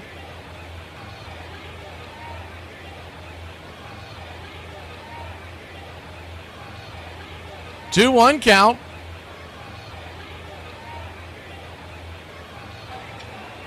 Braves and Mets scoreless. Top of the 4th. Infield back into the right. The 2-1. They sit down the pipe. Swing. Fouls it back. 95 mile an hour four-seamer. 2-2. Same 2 teams back at it tomorrow night. And that's why tonight's so important to get this win. It's going to be Didier Fuentes against what is essentially their ace right now, Clay Holmes. The 2-2. Down and away, 3-2.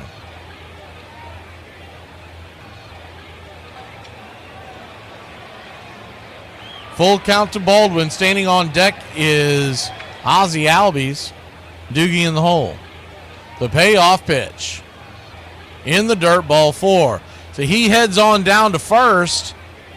And it's a 1-out walk for the Drake.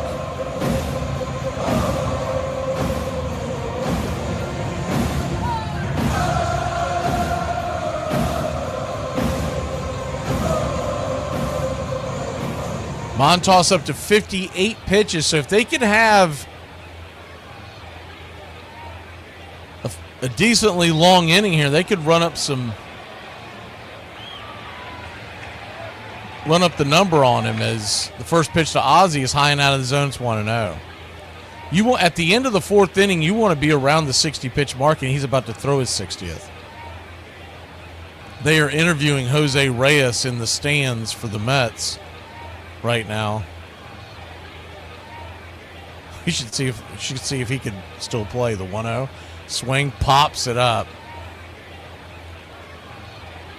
Lazy fly ball into very shallow right field.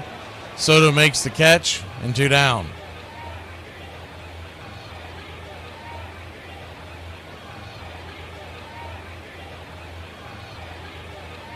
So it'll be up to Verdugo. the dead zone in the bottom of the order is just the half bottom. I mean, once you get past Drake, Ozzie to Verdugo to Harris to Allen, I mean, these are just, it's brutal. You're hoping that they'll slap one here and there as the first pitch on the way is in the dirt. It's 1-0. And I'm at the point now where I'm just hoping that they can clear a couple of batters so that we can get to the top of the order faster in the next inning. 1-0 count. Verdugo 0 for 1, batting .246. Pitch on the way, swing, lifted, high and deep into right field, going back on the track at the wall, and warning track power, it'll die at the wall for a loud out number 3. Man, I thought Doogie actually shut me up for a second, but the Braves go scoreless. We go to the bottom of the 4th here in Braves country. Babe, who is one person in the world that you would trust with one of your deepest, darkest secrets? You. Me? Yes. You trust me? That's amazing. No, it's because you wouldn't be able to repeat it, because you wouldn't have been listening in the first place. It's so rude. So true. Would you like something to drink? I'll have a Coke. Do you want that in the can? No, I'll have it right here.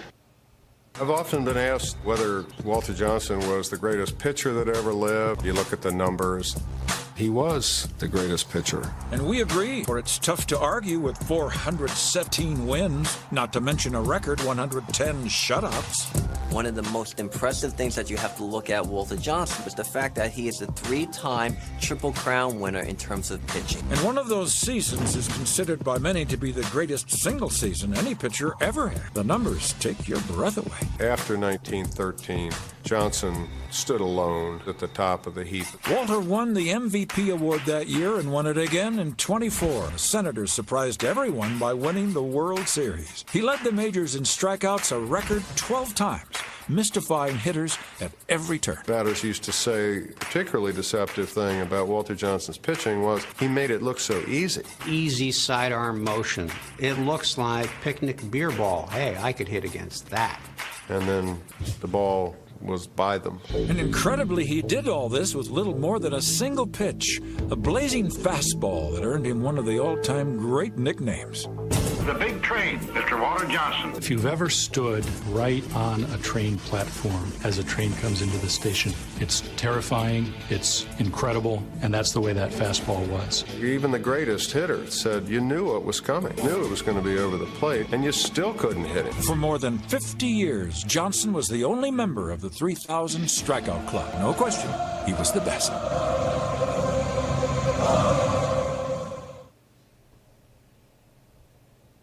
Welcome back. Atlanta Braves. New York Mets. Scoreless heading to the bottom of the 4th inning. Spencer Strider goes back to work.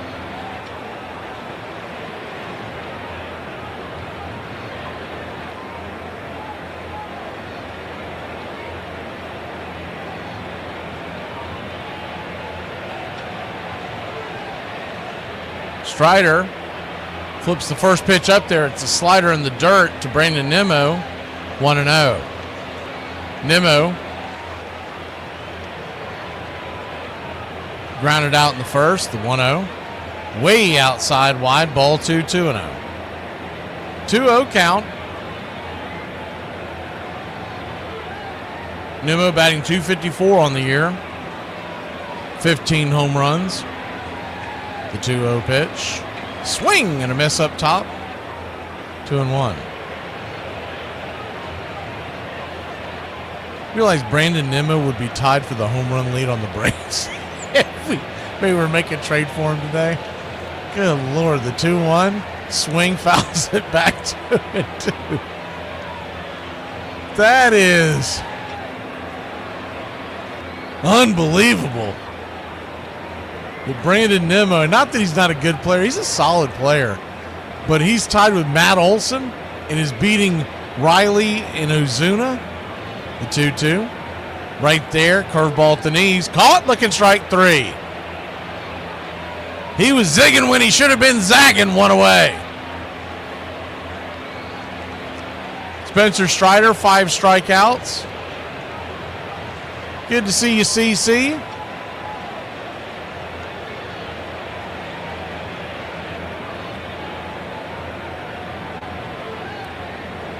Juan Soto. First pitch on the way is a 4-seam fastball down and in. It's 1-0. 1-0.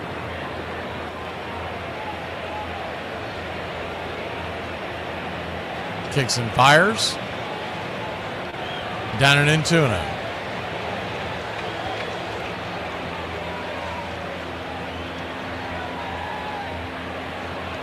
That's a terrible take, RP. The 2-0 count. Brings it. 96. Off the plate, 3-0.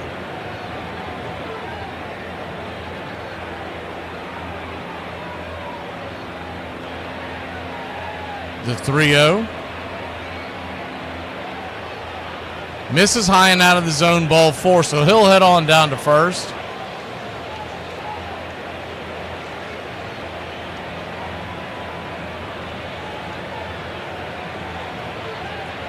One on, one out. It's an embarrassing bad take, Raymond. First pitch on the way to Alonso is right there for a strike. It's 0-1.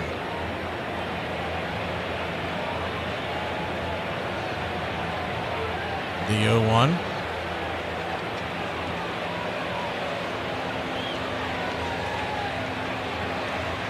Kicks and fires. Turns around and flips it over to first.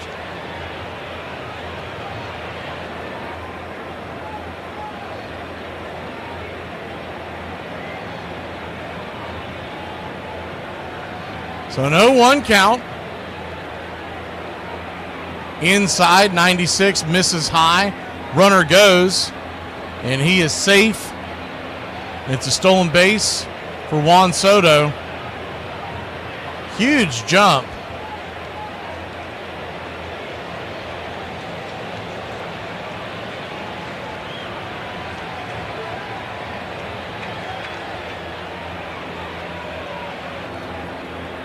The slider, down and away, fouled, 1-2.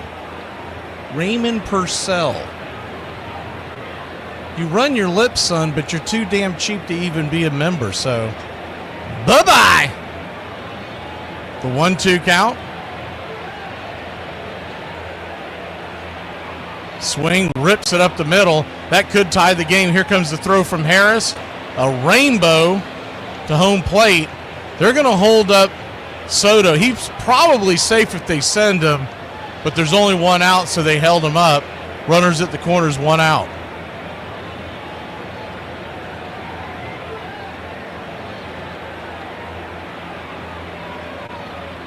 The idea that you aren't allowed to criticize anybody in sports because you're not a major league player, it's the stupidest damn thing anyone's ever said. That'd be like saying, man, don't get mad at the surgeon. Can you do open heart surgery? Sure, he killed you, but, you know, what a moron. Starlin Marte, the batter, first pitch on the way, slider. Down and away, it's 1-0. He said a couple of other stupid things over the last couple of weeks, and Jason was talking about deleting him. I think he just did for good. The 1-0. Righty-righty matchup. Just misses down, 2-0. It's not getting that low call.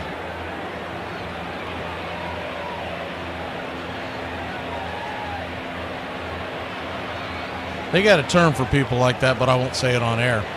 The 2-0. 97 misses wide in the zone, 3-0. So a 3-0 count.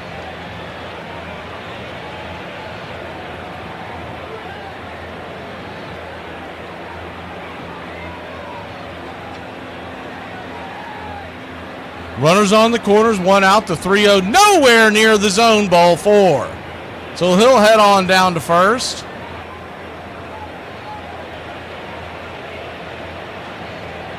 And Kranitz is Well, there he goes. He was trying to get up the steps. He had a struggle getting up those steps, but he got it. He's heading out there to talk to Strider, calm him down a little bit. You got Jeff McNeil at the plate. Big spot here in the ball game is it's 0-0. And Spencer Strider, who looked really good until this inning, but this is the second time through the lineup, and they're in the tail end of the heart of the lineup. There's nowhere to put Jeff McNeil. After Jeff McNeil, it kind of turns into Braves territory, where the bottom three of the batting order for the Mets gets a lot lighter. But there's a big difference having the bottom three and the bottom five of your order being light.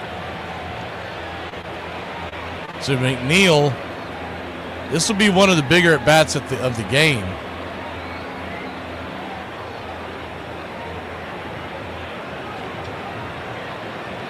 Yeah, Neil, I thought Grants was going to fall over, man. He was struggling to fight that gravity. First pitch on the way is a four-seam outside the box. It's 1-0. Righty-lefty matchup. Base is loaded. The infield's back and to the right, but they are in double play depth. The 1-0. Swing, pops it back foul, 1-1. You'd love a strikeout or a pop-out here. But the Braves' offense is back. They're willing to trade a run for a one out. They'd love to get two. Yes, he can, Adam. The 1-1. Swing, hammers it down the first base line, but just foul. Just foul, 1-2. Jeff McNeil has 8 home runs on the year.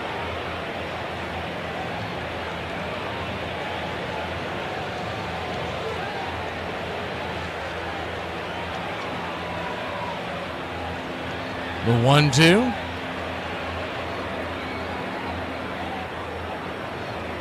Down and in, 2-2.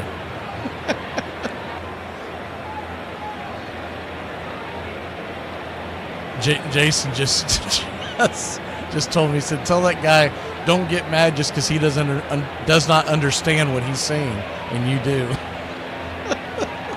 The 2-2 pitch. Swing, lifts it into left field. If it stays fair, it's going to be a run. Verdugo's got it. He'll fire it home, but should be, yeah, it's up the line, and it's 1-0 New York, but that's not a terrible trade-off. And the runners at first and second stayed, so that's even better. I was a little concerned that the runners would move up on that throw home, but they stayed.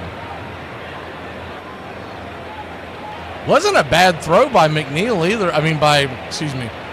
Verdugo either. It just was up the line a little bit, but a lot closer than I would have expected as far as when Drake caught the ball and when he crossed home plate. First pitch is a slider to Terrens, down and away for a ball. It's 1-0. Righty-righty matchup.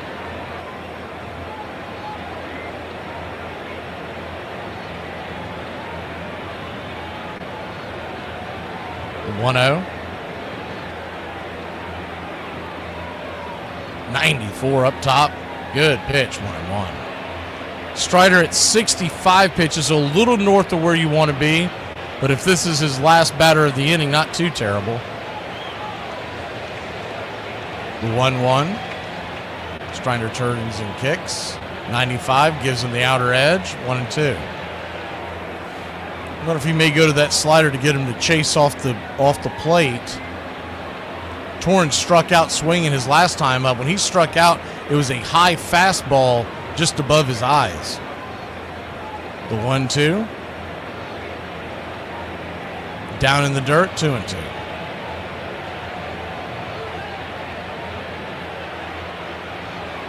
Two count.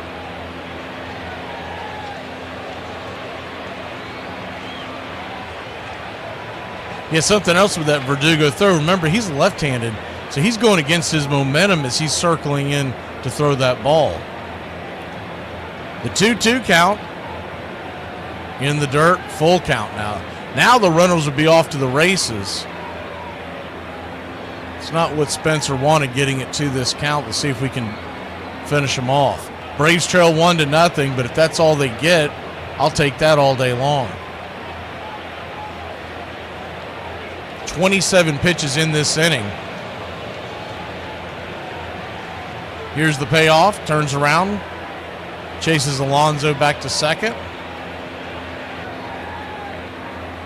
Not a terrible idea there, knowing they're going to be taken off on the pitch with 2 outs and runners at first and second. The payoff, runners go. Nowhere near the zone, ball 4. Four-seam fastball, about 3 inches wide and 3 inches down. And that'll load the bases again. And now you got Brett Beatty. He's batting just .215 on the year, but he is a left-hander, and he can get into him every once in a while. Though he's got a low batting average, he does have 8 home runs on the year. Runners on the corners. 2 outs. Here's the pitch. Looked like he went around. He did. It's 0-1. On deck is Mauricio, the number 9 hitter, and then you'd really have trouble if the line kept going, because then you go back to the top. The 0-1. Swing, laces it into the outfield. That is down for a base hit. 2 runs will score, and it's 3-0 New York. Just got over the head of Ozzie Albies. Not a hard hit ball, but hit them where they ain't. And the Mets have taken a 3-run lead. Just slapped it. It was a cement mixer down and away off the plate, and he got the bat head out there and pulled it to right center. No chance for Acuna to get the second runner. Question that pitch right there. He was behind that fastball, and you sped up his bat. First pitch on the way to Mauricio, swung on and chopped foul. It's 0-1. Braves trail 3-0. Still a long way to go in this one, but you'd like to stop the bleeding right here. Spencer Strider now at 72 pitches. The 0-1.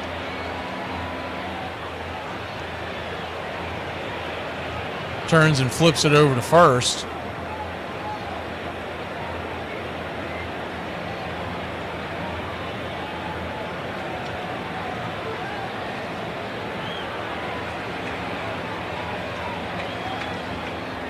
The 0-1 count. Swing, slams it into right field. If it's fair, it's gone. It is just foul. Woo-lee!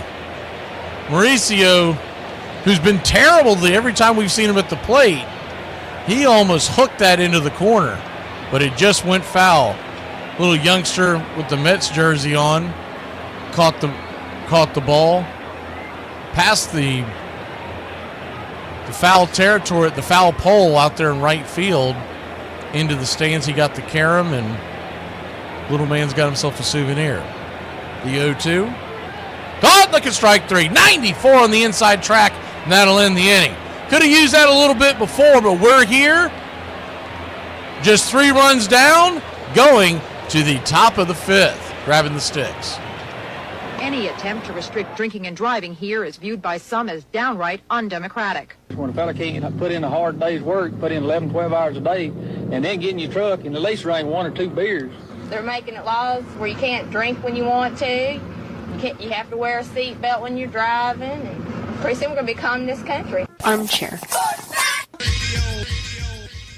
One of the biggest scandals in baseball history is the throwing of the 1919 World Series by the Chicago White Sox. Even though all 8 players who were accused were acquitted in 1921, Judge Kennesaw Mountain Landis handed down a lifetime ban that included the Hall of Fame. Shoeless Joe Jackson should be reinstated and put in the Hall of Fame. Reason number 1, his stats during the series. His 12 base hits set a series record that wasn't broken until 1964. He led both teams with a .375 batting average in the series. He committed no errors and threw out a runner at home plate. He also hit the only home run by either team in the series. Reason number 2, he never took any money. On 2 different occasions, he refused a $5,000 bribe even though it would have almost doubled his salary at the time. Reason number 3, he tried to tell White Sox owner Charles Comiskey, but Comiskey refused to meet him. Reason number 4, years after the scandal, the other 7 players confirmed that Jackson was never present at any of the meetings and his name was mentioned only to give them more credibility to the gamblers. Reason number 5, a lawyer manipulated him into signing a document he didn't fully understand. Jackson never learned to read or write, so there was no way he knew what he was signing at the time.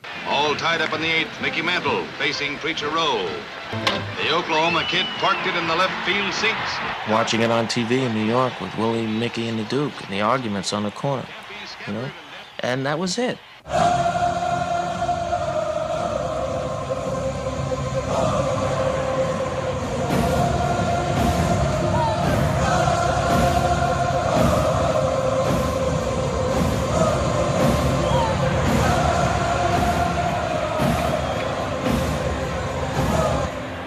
Welcome back.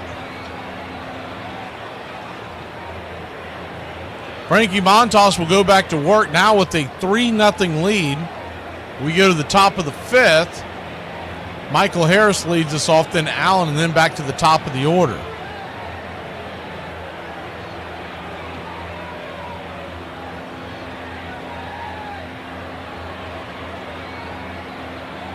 First pitch on the way to Money is 94. Right there on the outer edge, it's on 1.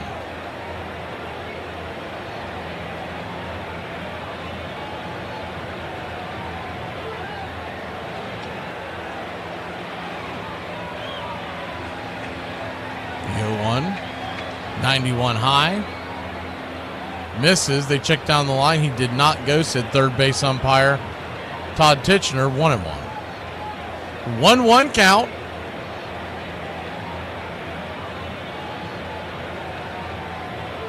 Montas' 65th pitch of the night. Swing, blew it right by him. 1-2.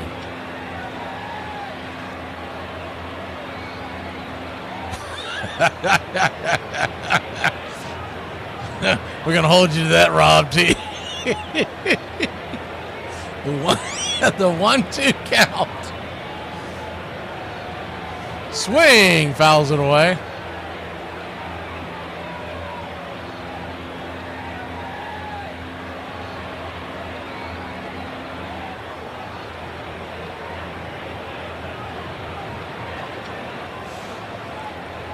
Infield back into the right, the 1-2. In the dirt, 2-2. Those of y'all on radio don't know what I'm talking about. Rob says, if he hits a dinger, I'll get a tramp stamp. Money Mike. The 2-2. In the dirt, full count.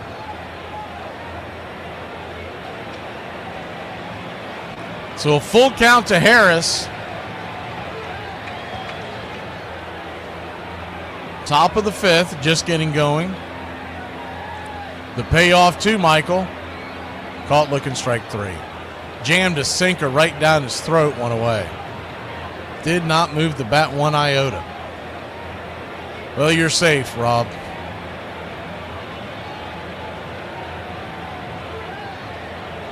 .96 on the inside track.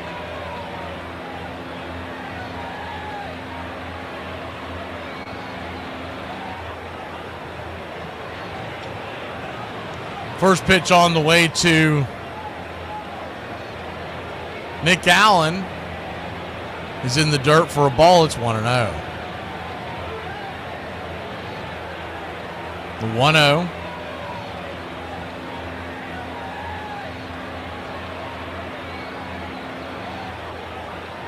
.95 up top. 1-1.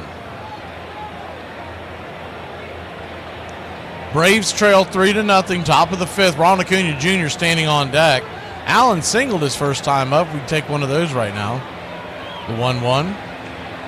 96 up top. Looked like he went around. He did. 1-2.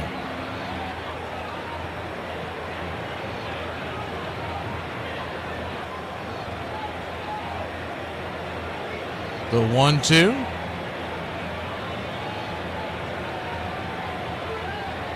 High and out of the zone, 2-2. Ben Rice, by the way, hit a home run off of that Chase Burns kid. He's given up 3 runs, and the Reds trail 3-0. The 2-2. Swing, fists it towards center field. That'll bloop down in. Down for a base hit. And 1 on, 1 out. We head back to the top of the lineup.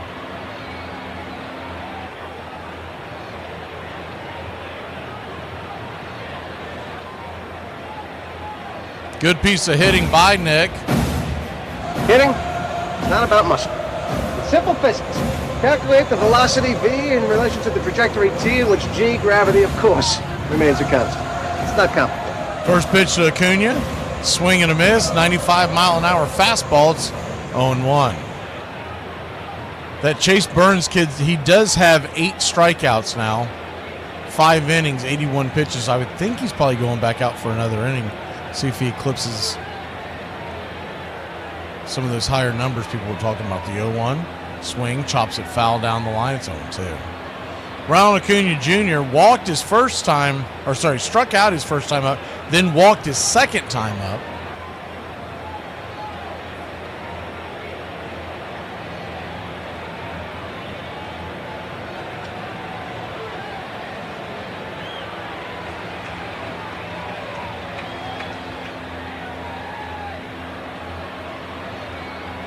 (0-2) count. Montas at 76 pitches.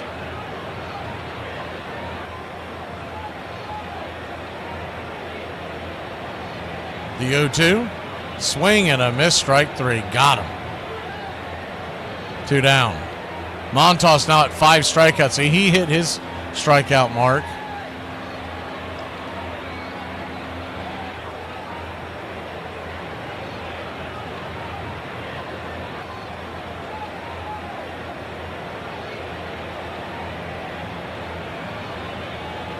Matt Olson will be the batter.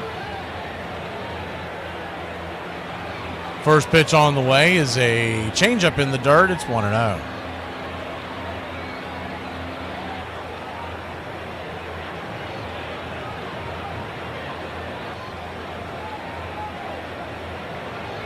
The 1-0.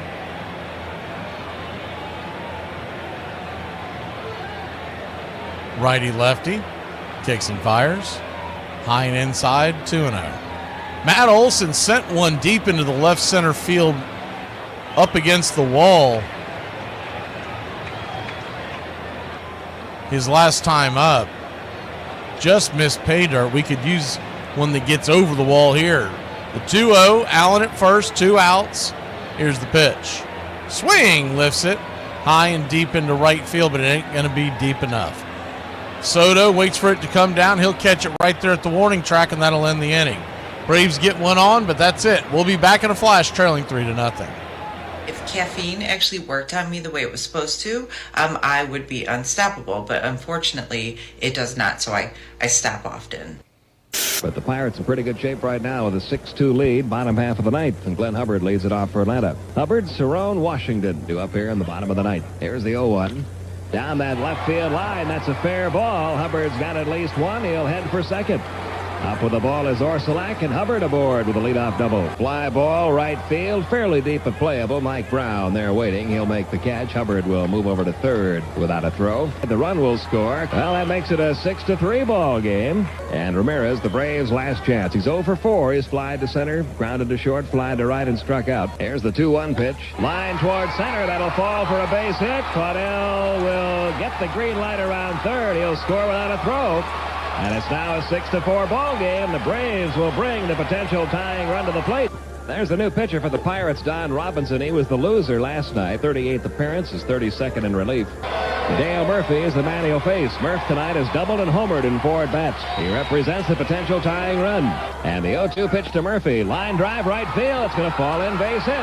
Ramirez will take the turn at second, head for third, and the Braves are still alive. Runners first and third with 2 men out. Murphy's third hit of the game. Bob Horner was walked, flying to center, flying to left, and struck out 0 for 3. Murphy at first, Ramirez at third, 2 outs. And the 1-0 pitch.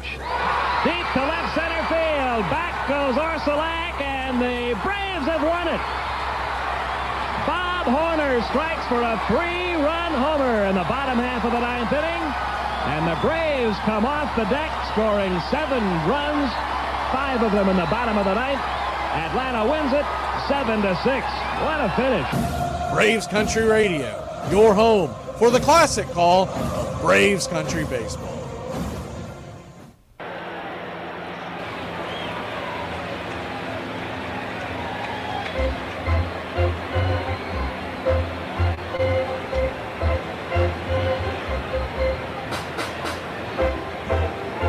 Spencer Strider goes back to work.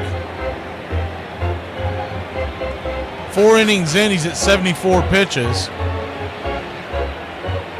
A little north of where he wants to be at. First pitch on the way. 94-mile-an-hour fastball on the outer edge. It's 0-1. Lindor 0 for 2 with 2 strikeouts.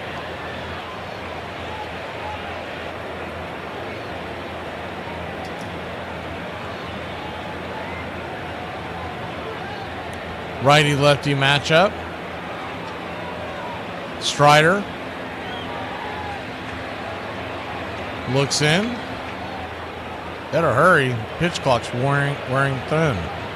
Down to the last second, the 0-1. 95 out of the zone. 1-1. And he really flirted with the, I guess he might as well have taken the automatic ball. 1-1 count. Swing, curveball, hammered towards the first base dugout of the New York Mets. 1-2.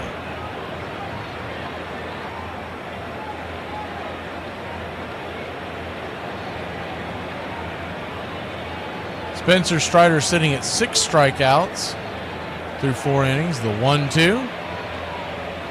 That looked like he went around, did he? He did strike 3. Ball went in the dirt. Lindor didn't think he went around, but nonetheless, 2 down.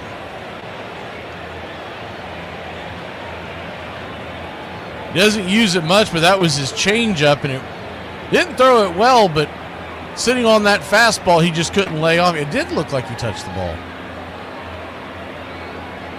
Lindor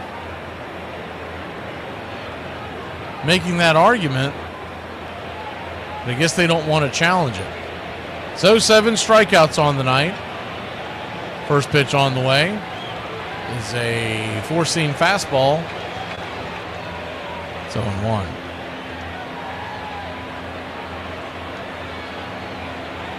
The 0-1. Rocks and kicks. Swing and a miss. 95 up top. It's 0-2.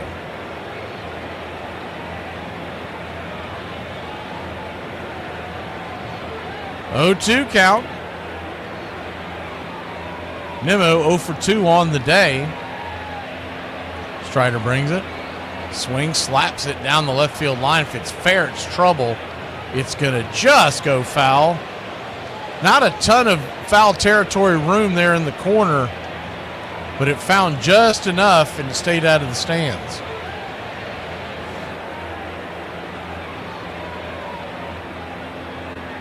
The 0-2 as Nimmo gets back in. Braves will have Fuentes on the mound tomorrow. That's going to be dicey. I mean, we saw with that youngster, he's got good stuff. I like his stuff. It's going to be dicey in New York. That's a heck of a place to put him for his second start. The 0-2, down and away 1-2. But you never know. He may surprise us, and maybe he got his butterflies out from him. He was struggling with command, and that very well could have just been butterflies. The 1-2, 95 misses high, 2-2. I don't know if y'all have ever noticed it, but when there's no one on base, Strider kicks his right foot. It's almost in an angle heading straight to third. Is the 2-2. Did he go around? He did. Strike 3. Strikeout number 8 for Strider. The quad father's getting the strikes. 2 down. Anyways, his foot heads straight towards third base. So he's standing looking at home, but his right foot, he has it twisted straight to first base. And the Mets broadcast, man, I guess they never noticed it before, but they are enamored with it. They keep showing it. First pitch on the way is a four-seam fastball, swing and a miss by Juan Soto. It's 0-1. Juan Soto got it going, got the rally going for the Mets in the last inning when he walked. That kind of started the floodgate. The 0-1. Change up in the dirt, 1-1. 1-1 count.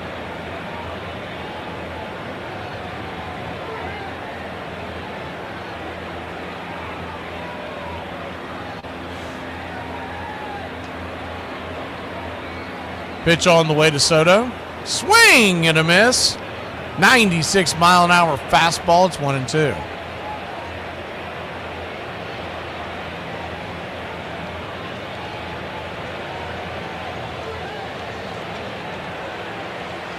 The 1-2. Strider comes set, brings it way high out of the zone. 97-mile-an-hour fastball. 1-2.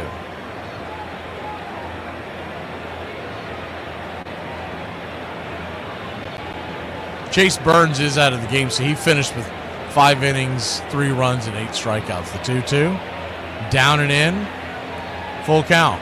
Still pretty impressive for the young man going against the Yankees lineup and whiffing 8 and 5 innings.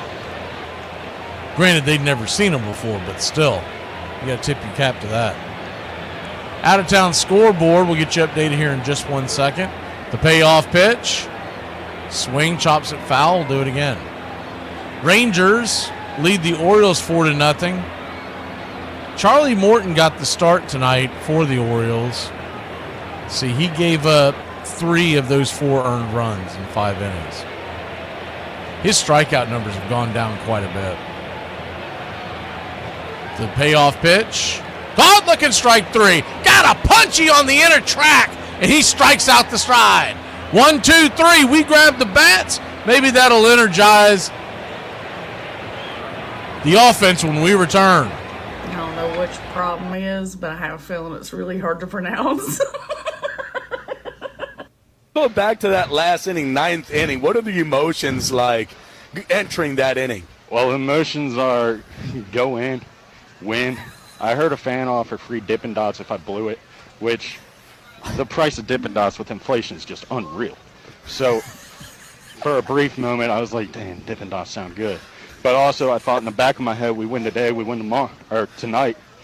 We're going to be here another day. That's more per diem. So that means I can buy my own Dippin' Dots. Who are you? I'm you 10 minutes from now.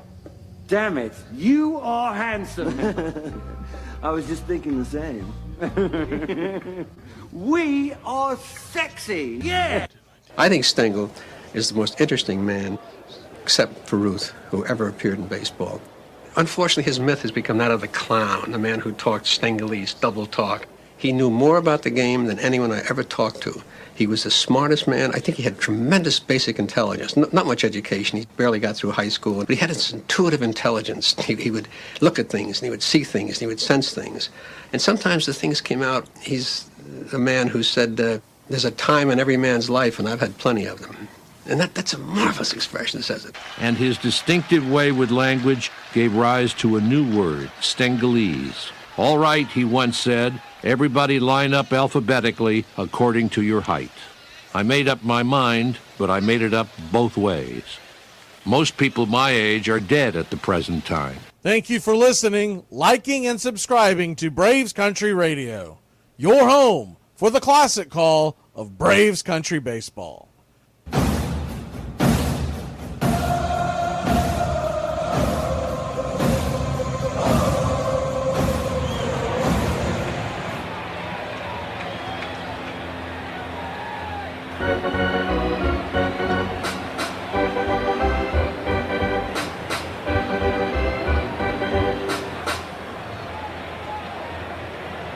Welcome back.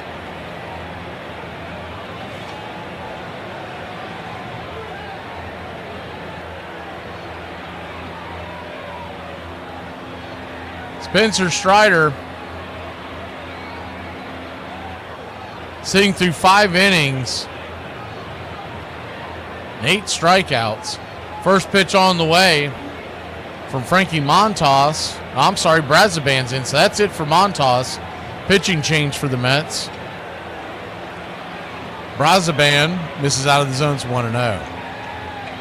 I was right there. I told y'all earlier I thought he'd be somewhere on the 80-pitch, 5-inning range where they may pull him. That's exactly what he had. Montas, 5 innings, 80 pitches, 5 strikeouts, 3 walks, 3 hits. Pretty darn good for his first start, the 2-0. Misses high. 3-0. So a 3-0 count to the Big Zoo. On deck is Riley. Oscar Braziban with the 2.38 ERA, the 3-0. Down below the knees, ball 4. So the Big Zoo will head on down to first. Get things going here for the Braves as we trail by 3.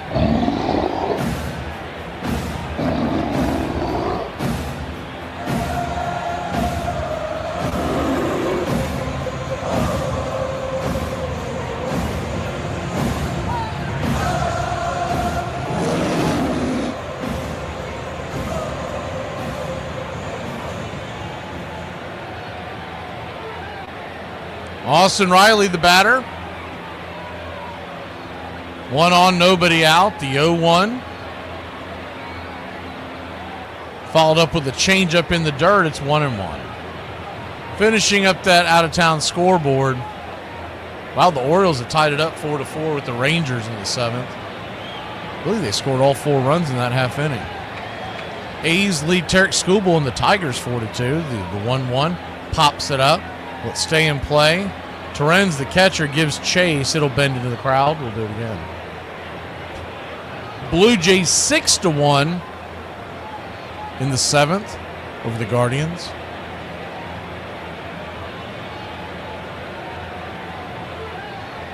Yankees 3-0 over the Reds in the 6th. Diamondbacks and the White Sox tied at 1 in the 5th. The 1-2. Swing. Fouls it down the line. We'll do it again.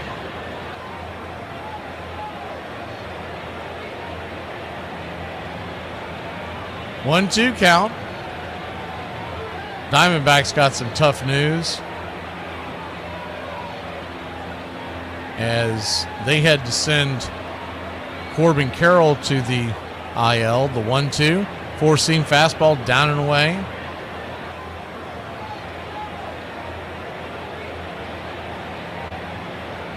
Tampa Bay Rays called up Chandler Simpson once again.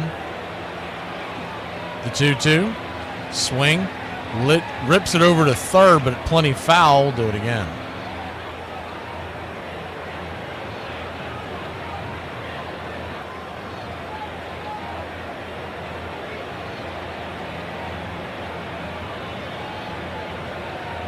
Two count. Braziban brings it. 93 off the edge. Full count. So another full count.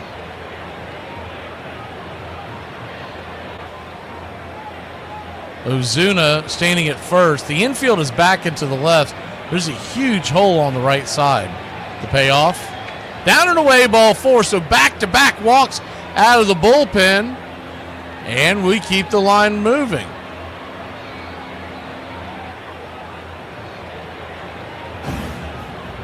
First and second. You're my boy, Blue! Nobody out. Braziban will get a quick visit from the pitching coach out there, Jeremy Hefner. There is a left-hander warmed up in the bullpen. So he's probably...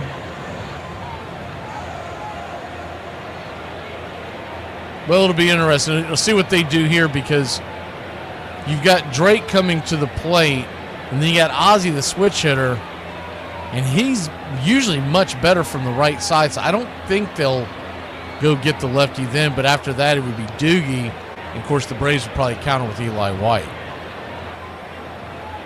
But that's a long way to go to get there. We got to get through this at bat. Righty-lefty matchup. First pitch to Drake.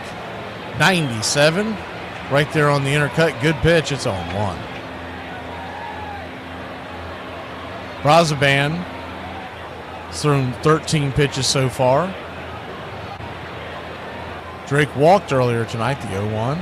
96 below the knees, 1-1. 1-1 count. Infield back into the right, playing for the double play. Ozuna stands at second. Riley at first. The 1-1. Swing and a miss. Chase that changeup off the well out of the zone. It's 1-2.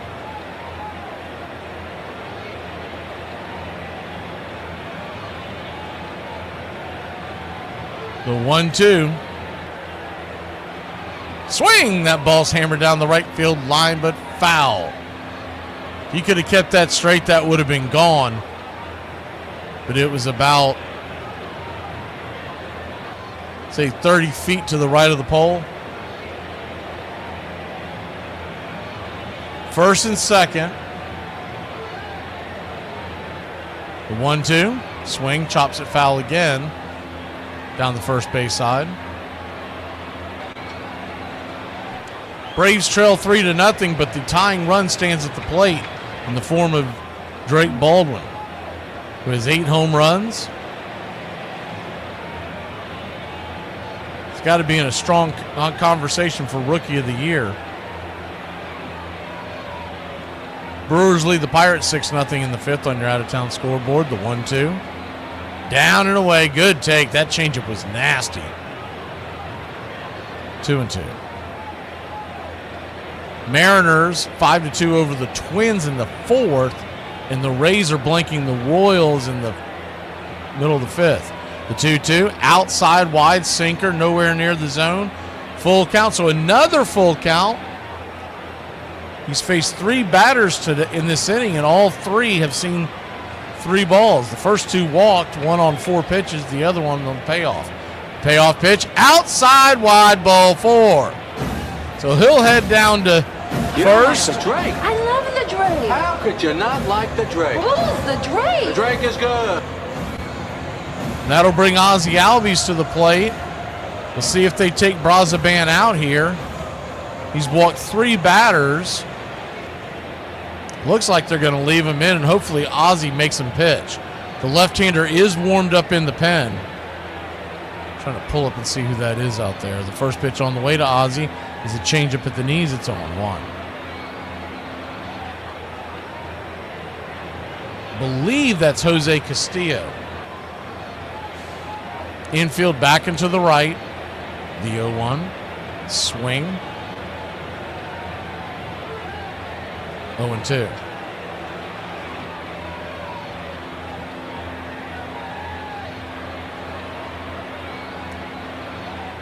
Bases loaded. Nobody out. The 0-2. In the dirt. 1-2.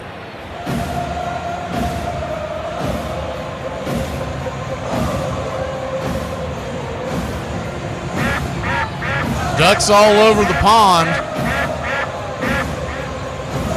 A 1-2 count to Ozzie. Nowhere to run, nowhere to hide. Here's the pitch. Swing! Laces it towards right. That's going to be caught by Soto. That should be an easy run for Ozuna. Crossing the plate, he does. And your Atlanta Braves finally put a run on the board. Good piece of hitting there by Ozzie as he lifts it into right field. Soto was going back on the catch, so really had no chance of making any kind of a play. I'm the Wiz. I'm the Wiz. I'm the Wiz. I'm the Wiz, and nobody beats me. Stayed underneath that changeup and lifted it to right. And now we've got runners on the corners. And that's going to be it. They're going to go to the bullpen. Runners on the corners, 1 out. And your Atlanta Braves. Doogie is due up, but we'll probably get a pinch hitter.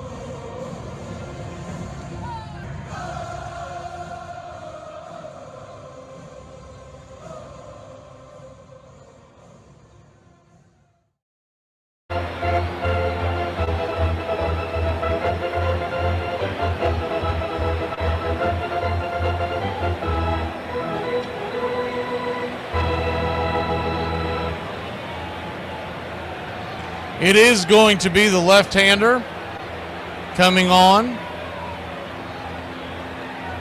Jose Castillo, and Eli White will be the batter.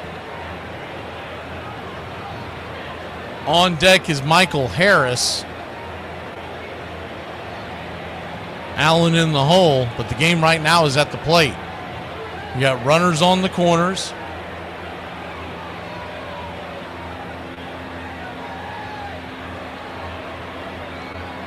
First pitch on the way to Eli is a swing and a miss strike. It's 0-1. Looks like that the video is far behind what's going on, so we're going to refresh that real quick. The 0-1, lefty-righty, kicks and fires. Swing, rips it over towards third. That's going to go into shortstop area, backhanded by Francisco Lindor, but as the ball carried off the glove, Riley was able to come home and score, and it should be a infield single and an RBI for Eli White. It was a diving attempt by Beatty, a pretty good attempt. Cursed be the ground for our sake, both thorns and thistles it shall bring forth for us. Just bounces off his glove. We've got runners on first and second and one out, but the left-hander set to face Harris. Castillo kicks and fires. Inside that ball, got him in the hand.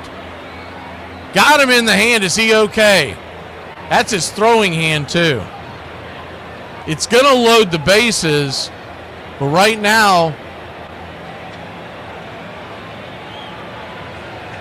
he is down.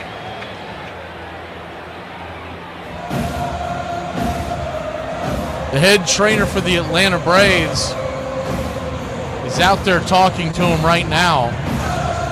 He was out there quick. Braves head trainer George Polis, he looked down at his wrist. I think it was his wrist immediately, right in that area. Polis is checking him out. If he has to go out, what you will probably get is Eli in center and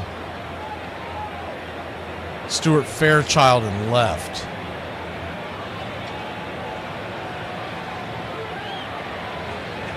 They're having him squeeze Polis's hand to see if he's okay. And if he stays in the game, he's going to stay in the game, but that doesn't necessarily mean he's going to go back out on defense, because that was his hand, so he can still run the bases. So the bases are loaded. I know we give Mike a hard time, but nobody wants to see him hurt. Harris heads down to first. The bases are loaded, one out. What they know about that? God bless you, Mike. Keep your game tight. Never know. You know what I'm saying? I got a little razzle dazzle. They're going out and having a talk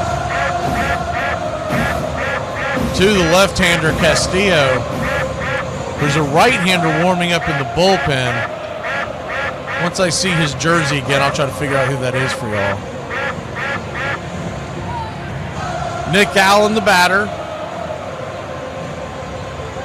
Man, I'm telling you right now, I would really sincerely think about bringing Sean Murphy into pinch hit and then Luke Williams go play defense. But Allen does have 2 hits on the day, so maybe he'll hit the jackpot. First pitch on the way outside wide, it's 1-0. I know we're just in the 6th inning, and the old school mentality of guys like Snicker want to save their best bats for the 8th and 9th, but man, this is a big spot. The 1-0, 95 right down the pipe, 1-1. You do open up the possibility of a double play bringing Murphy in, but if he hits a fly ball, you cut it to a 1-run. You tie the game. The 1-1, outside wide, 2-1. Braves 2, Mets 3, top 6. The infield is back and to the left, but playing for the double play. So the second baseman, Mauricio, he's not playing too far over. It's almost a straight-up double play. The 2-0, 2-1, swing, lifts it down the right field line, but foul, way foul. Well behind that one, it's 2-2. Allen down to his last strike, trying to figure out a way to get on. The left-hander, Castillo, looks in. They set up inside. Here's the pitch. Swing! That ball sizzled in right field. That's going to get down for a base hit, and that is going to tie the game. Drake Baldwin comes home to score, and your Braves have made it 3-3. And Nick Allen, look at little Nicky go, just in the nick of time. Hitting? Not about muscle. It's simple physics. Calculate the velocity v in relation to the trajectory t, in which g, gravity, of course, remains a constant. It's not complicated.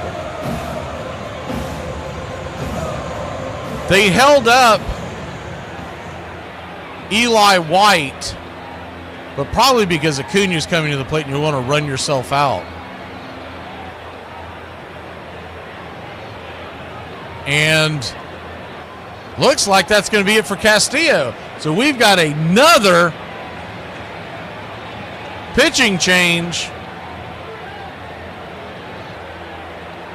And we're going to stay with you right here because we got some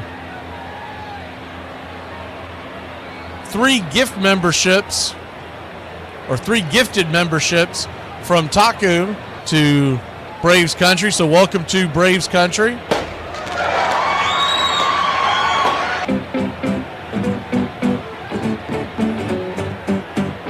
Wasn't able to see it live, so I'm trying to see who got brought into the fold. I have to go to a different screen. But thank you for the memberships. Seems like Marie was brought in. Welcome to Braves Country. Gabriel Miller. And Vicky Martin. Welcome to Braves Country. Y'all will play it one more time.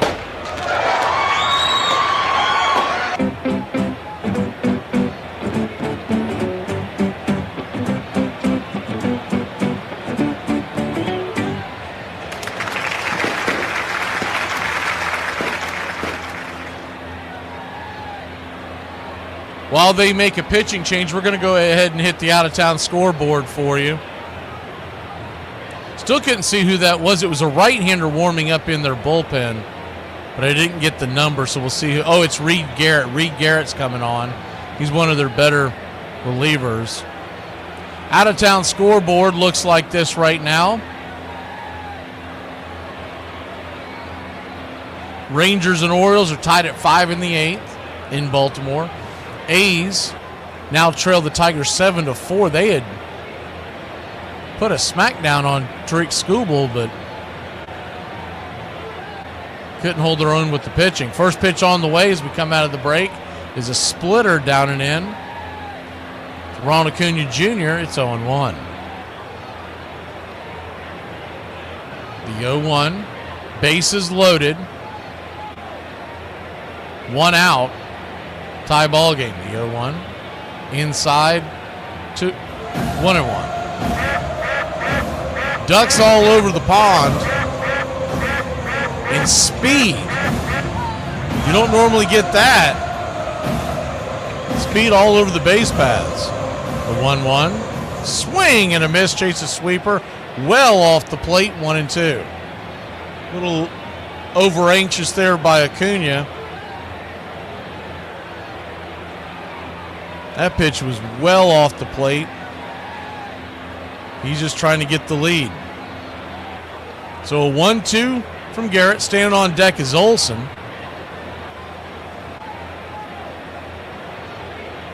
The pitch on the way to Acuna. Righty-righty matchup. The 1-2. Garrett comes set, brings it. Outside wide, 2-2. He's got nowhere to hide when it comes to Acuna. He's going to have to give him one, but he was trying to get him to chase that same pitch again. Home plate umpire Adam Hamari said something funny to him. I don't know what it was. I would say when that first swing that he took, he might have asked if that was a ball or not. jokingly, and then he replied the second time. The 2-2. Chops it foul. Will do it again. Braves have come back to tie this game 3-3. Braves gave up their own 3 spot in the 4th to the Mets. The 2-2 to Acuna. They set up inside. Inside almost gets him. Ball 3. So a full count to Acuna as he bends out of the way. Infield still back into the left, but in double play depth. Will he give him something to hit, or is he going to try to get him to chase out of the zone? Garrett.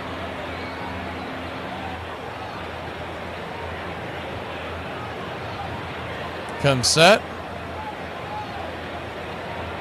Brings it. Outside wide, ball 4. They said he went around. First base umpire, James Jean.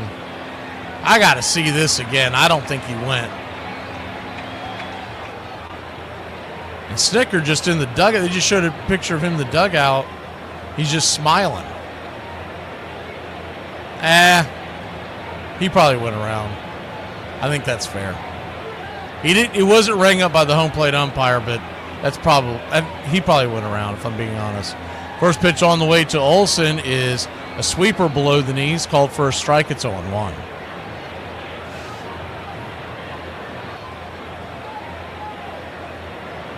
Should be noted he was willing to stay out of the zone. The 0-1. High and tight. Up top, 0-2. That was a nasty sinker. He did not mean for that ball to go there, but it zipped in and then kicked out. Sometimes it's better to be lucky than good on a pitch like that. The 0-2, they were set up inside. The 0-2, Olsen and the Braves trying to take the lead after trailing by 3. Here's the pitch. In the dirt, ball gets away, and the runners will stay put. Unfortunately, the ball kicked towards third base, so Eli really didn't have a chance to take off. That ball goes any other direction, it's going to be a run. Braves 3, Mets 3, top of the 6th. Infield back and to the right. The 1-2. Swing, just got a piece of that sweeper inside. We'll do it again. Mets have used 3 relievers in this inning. Garrett is at pitch number 12 he's about to fire. The 1-2.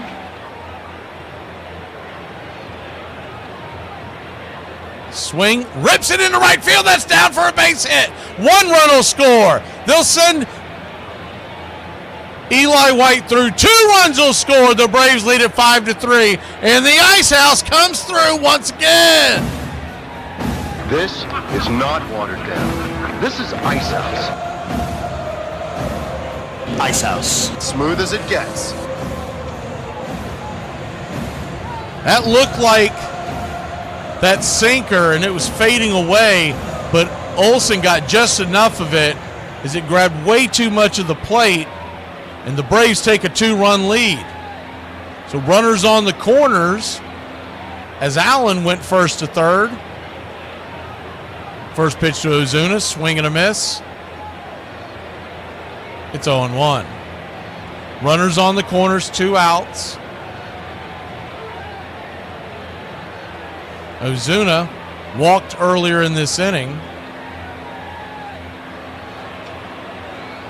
to get it going.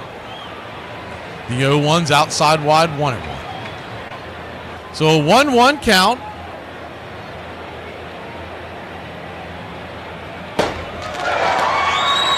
Thank you for the contribution, Taku. 1-1. 89 down and in. 2-1. Welcome to the Country Club.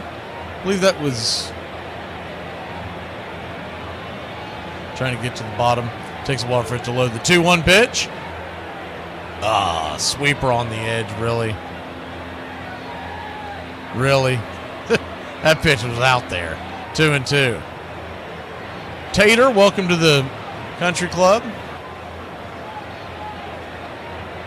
So a 2-2 count. We got Deuces Wild. 2 on, 2 out. Runners on the corners. A 2-2 count. The Braves lead by 2 after hanging 5 on the board this inning. Mets have another right-hander warming up in the bullpen. The 2-2.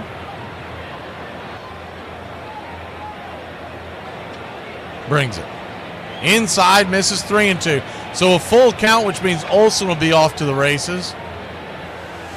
I was just thinking about that. They're showing some big fat guy in the background under the orange shirt. I'm thinking to myself, why haven't the Mets just given Frank the Tank season tickets by now? Fans would go to just to watch him complain. The payoff pitch. Down and away, ball 4. So he'll head on down to first. Loading up the bases.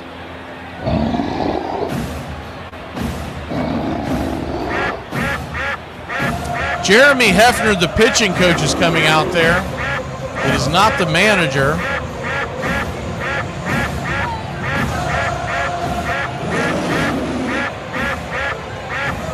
It's usually Carlos Mendoza that makes the pitching changes.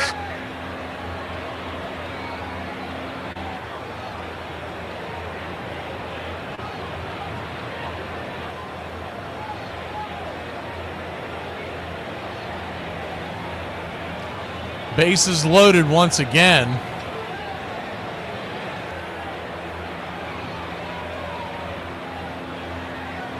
And this time it'll be Austin Riley. Garrett about to throw his 19th pitch of the inning. First pitch down and away for a ball. It's 1-0. Man, he could change this game with one swing, couldn't he? Braves lead by 2. A base hit would most likely score 2, as deep as the outfield's playing. A dinger would do even better, the 1-0. Outside. Good Lord. He is calling these strikes. That cutter was 3 inches off the plate. Maybe 4. That was ridiculous. 1-1 count. The pitch. Outside. Jesus. 2 pitches now. Nowhere near the zone. He's calling him for a strike. What do we have in the dugout?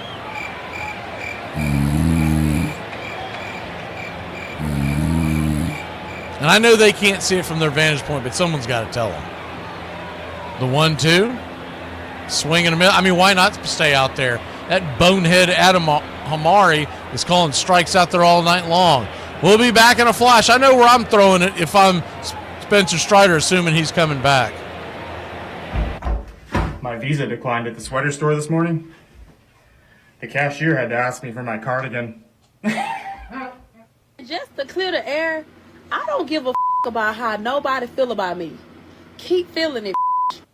Today we are talking about the most interesting season that no one ever talks about. This is John Tudor's 1985 season. 1985 didn't start well for Tudor. Through May, he was 1-7 with a 3.47 earned run average. After one of his starts during that stretch, he received a call from his high school catcher who noticed a hitch in his delivery that he had not seen before. To say this change had a positive effect on him is an understatement. After the change, he went 20-1 with a 1.37 earned run average for the rest of the season. His 10 complete game shutouts that season all occurred in the last 4 months of the season. He is also the last major league player to hit double digits in shutouts. During the heart of the division race in 1985, he pitched 2 consecutive shutouts to start the month of September. Then he went toe-to-toe with the Cy Young winner that season, Dwight Gooden, pitching 10 shutout innings for his third shutout in a row. In his first start in October, he would again shut out the Mets over 10 innings, but it wouldn't be enough. The Mets would get a solo shot from Darryl Strawberry in the 11th to win the game. During an interview after his 20th win that season, he gave most of the credit to his defense, saying he couldn't have done it without them. In the National League Championship Series, he would lose Game 1 after allowing 3 runs over 5 2/3 innings, but would bounce back in Game 4, only allowing 1 run over 7 innings. He started out the World Series strong by winning Games 1 and 4 and only allowing 1 run, but arm fatigue would finally get to him in Game 7, and he wouldn't make it out of the 3rd inning. He would finish second in Cy Young voting that season, going 21-8 with a 1.93 earned run average. He had 14 complete games and led the National League in shutouts and whip. What made this season even more interesting is the fact that he never won more than 13 games in any season before or after 1985. Name a baseball player that exemplifies what it means to be a great teammate.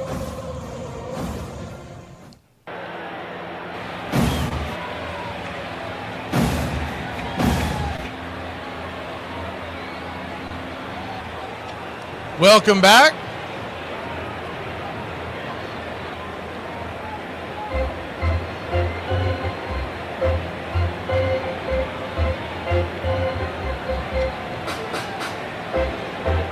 Spencer Strider looks like he's done 91 pitches, and not to mention the fact he had a long inning where he sat on the bench, so any chance of him coming out kind of went by the wayside.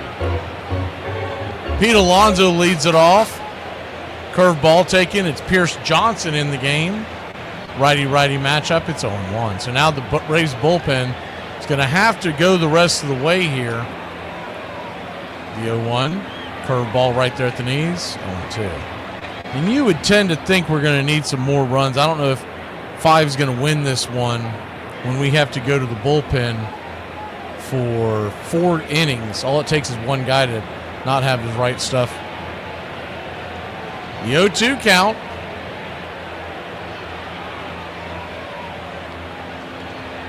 Brings it. Swing and a miss. Strike 3. Got him with the curveball diving out of the zone. 1 away. Iron Lung gifting some memberships. Thank you for the support, Iron Lung. 5 memberships coming in.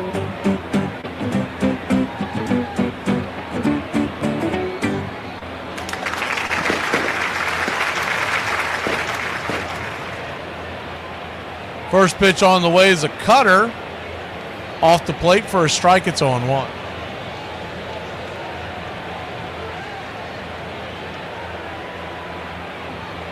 The 0-1 to Marte. 95 well outside wide. 1-1. 1-1 count.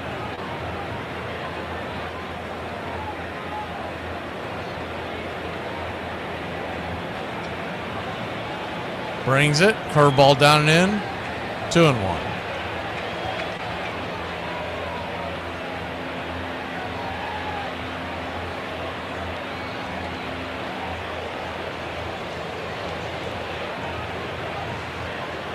The 2-1 pitch. Swing and a miss. 94 right down the pipe. 2-2. Good pitch.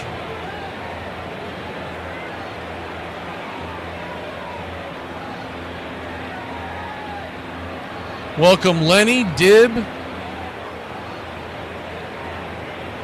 Is the 2-2's in the dirt. 3-2. Welcome to the country club, Lenny and Dibb. And I lost the other ones. The screen moved again. But anyways, thank you for the support, y'all. The payoff pitch. 86 caught, looking strike 3. Curveball, got him. Smoke him if you got him, because he got him. 2 down. He was looking for the outer edge once again. Sometimes better to be lucky than good. That's a nasty curveball coming in on a right-hander with 2 strikes. He's looking to the outside part of the plate, and the curveball kicked the other direction and just grabbed the zone going by. Right in there on the hands.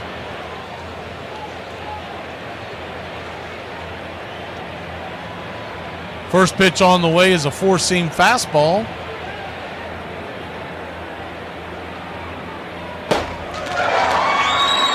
Thank you, Brian, for your contribution, your support. The 1-0. Outside wide, 2-0. 2-0 count to McNeil.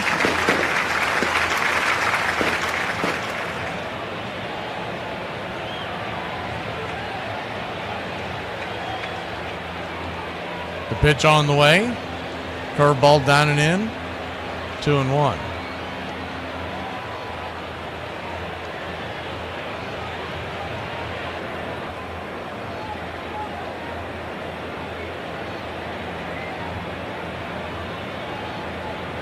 The 3-0. So that'll be ball 4. He didn't call that one a strike. I thought he did, but it was a 3-0 count, and that's a 2-out walk by Pierce Johnson, and that'll bring the tying run to the plate in the form of Torrens, the catcher.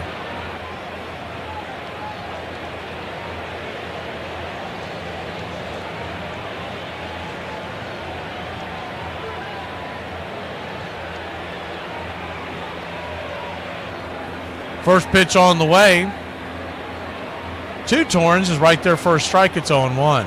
Torrens is 0 for 1 on the day. He does have a walk. The 0-1. Swing, slices it back foul. It's 0-2. So an 0-2 count.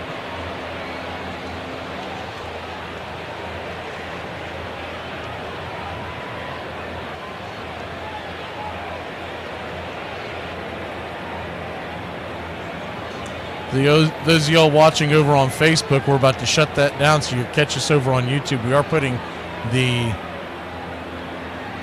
link in the chat after this inning, the 0-2. Did he go around? He did, strike 3.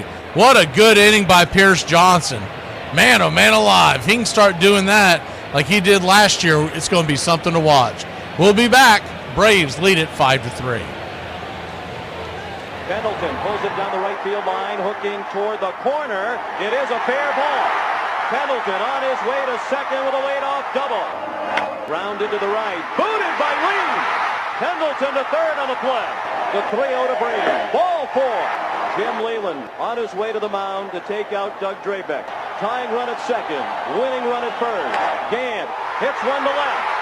Bonds on the track, at the wall, makes the catch. Pendleton on to score the first Atlanta run of the ball game. 3-1 pitch. Ball 4. Oh, so close was the last pitch to Berryhill. And Mike Laval, you're barking at home plate umpire Randy Marsh. He wanted it. He thought it was a strike. 1 out and the bases loaded in the bottom of the 9th. Hunter, little looper, leaned is there and makes the catch. The runner tags but will not try it. He doesn't walk much. He walked only 17 times in 300 at-bats in AAA this year. He hacked at the 2-0, now the 2-1. Line drive and a base hit! Just as he scored the tying run, Green to the plate, and he is saved! Saved at the plate! The Braves go to the World Series! There are 2 exceptional right-handed starters who didn't make this show because they straddled the line between the 1800s and the modern era. Cy Young is the all-time leader in wins, innings, complete games, and starts, but only 44% of his 511 victories came in the modern era. Cy, of course, has an award for pitching excellence named after him. There is no such award named in Kid Nichols' honor, but he's still one of the best. No pitcher, before or since, has matched his 7 seasons of 30 or more wins, but 86% of his 361 victories came before 1901. Kid and Cy are both in the Hall of Fame, but because of when they began their careers, they are just a well-deserved postscript to this show. That's our now. What's yours?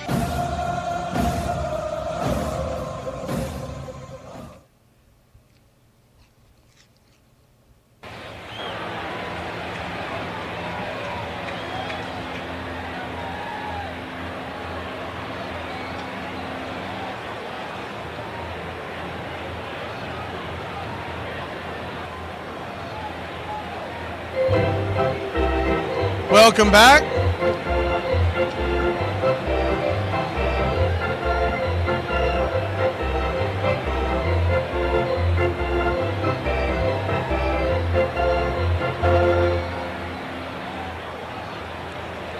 We head to the top of the 7th inning. First pitch on the way to Drake Baldwin. Lefty-lefty matchup. His Love Lady is on. It's 0-1. The 0-1. Swung on, chops it over towards first. It's going to be an easy play for Alonso. He grabs it, tags him on the chest. One down. One down. Richard. Is this his name? Richard Lovelady. Shorten Richard for what it is, and you can read my mind. Oh, his parents had a sense of humor. First pitch on the way, swung on and lifted high into center field. Easy catch. Jeff McNeil, 1 pitch, 1 out for Ozzie Albies. You got to be kidding me.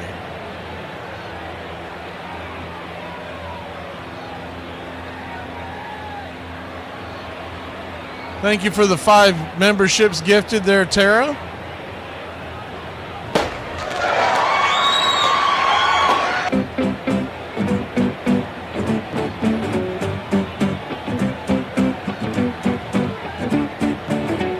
First pitch on the way to Eli White is right there for a strike. It's 0-1. Lefty-righty matchup.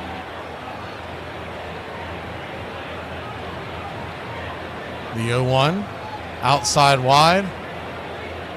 1-1. I mean, that can't be. You'll never convince me that they weren't aware of what people would make a joke of when you named a kid Richard Lovelady. The 1-1, swing and a miss. I mean, that might as well be a porn name. So 1-2 count to Eli. Man, would we have a field? We need that dude traded to the Braves instantly. We'd have a field day with him. The 1-2, swing, chops it foul. We'll do it again. Rafael Montero is warming up in the pen. Yeesh. Rafael Montero's warming up at the pen. That's where we're going. Uh-oh, buckle up, Braves country.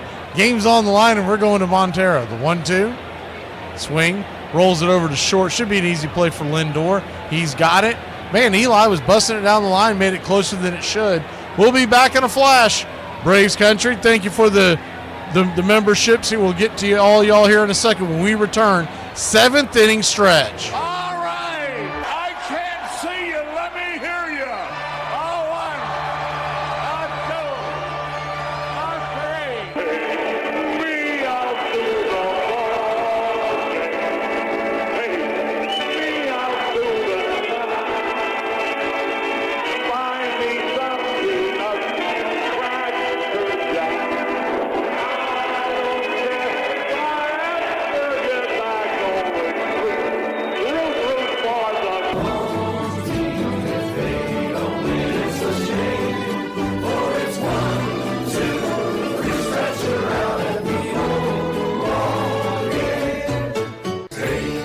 out to the ball game.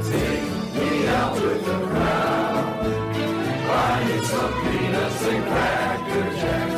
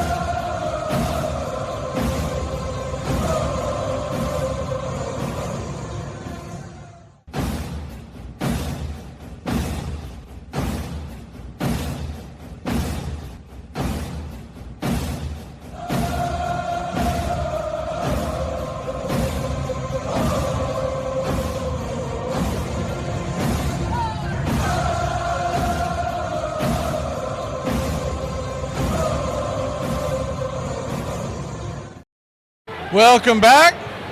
First pitch on the way from Montero is a strike on the outer edge. It's 0-1. Righty-lefty matchup. Brett Beatty to lead us off. The 0-1. Splitter down and in. 1-0. Mets will have Beatty, Mauricio, and then Lindor due up. The 1-1. Swing. Chops it foul on the inside part of the knee of Drake Baldwin, but I believe it got mostly padding. Appears to be okay. It's 1-2. 1-2 count. What brought that up about the Whit Merrifield? He's been... Was PETA asking about him again? Is the 1-2?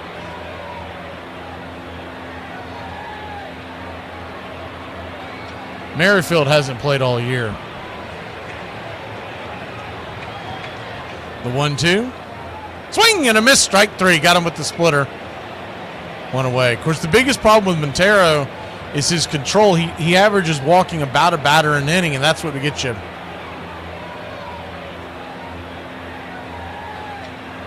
Nervous about him in the late innings when you have a lead.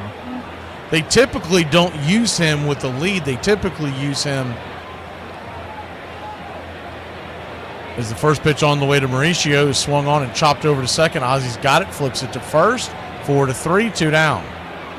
They typically use him in a game where we're either tied or trailing. They don't have a lot of options, and you wonder if they're trying to stay away from somebody. It'd be interesting to see how they spell the rest of this game.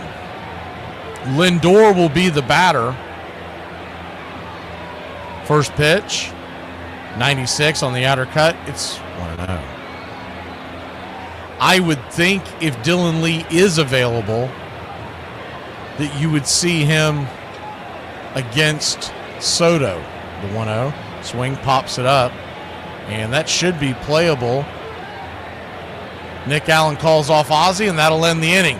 1-2-3. Rafael Montero doing some things in Gotham. We'll be back in a flash.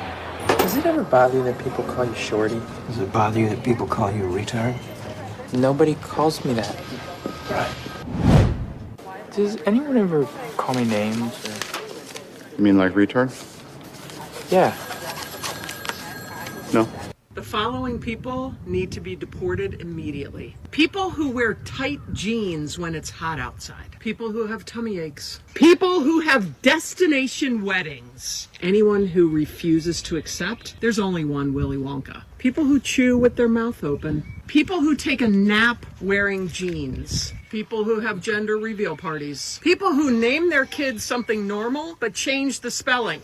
Jobs are clingy as hell. Why do you need to see me 8 hours a day, 5 days a week? Why can't I just meet up with you on Tuesday, we discuss our relationship, and I go to home? You're requiring more from me than my own family. The balls, the gall, to say, would you like to come in on your day off? I barely made it through my own shift, and you asked me if I want to cover for somebody else. I'm going to cover some, all right? This phone so I don't see it vibrating. Roger Connor, not to be confused with John Connor, wasn't a Terminator, but he terminated baseballs. Just ask any pitcher during his era. He slugged baseball's first Grand Slam in 1881, even though the term hadn't been invented yet. They didn't call it a walk-off home run either. Despite his large stature, 6'3", 200 pounds to be exact, he still was pretty agile on the base pass, stealing 244 and hitting 233 triples. He had extraordinary power, once hitting a home run completely out of the Polo Grounds and right onto 112th Street. He was the first player to reach 1,000 career walks, and his 138 career home runs would not be passed until some guy named Babe Ruth came along. If you want to find him, all you had to do was look up league leaders from every season from 1880 to 1894, where he was a mainstay. His defense vastly improved after moving from third base to first base,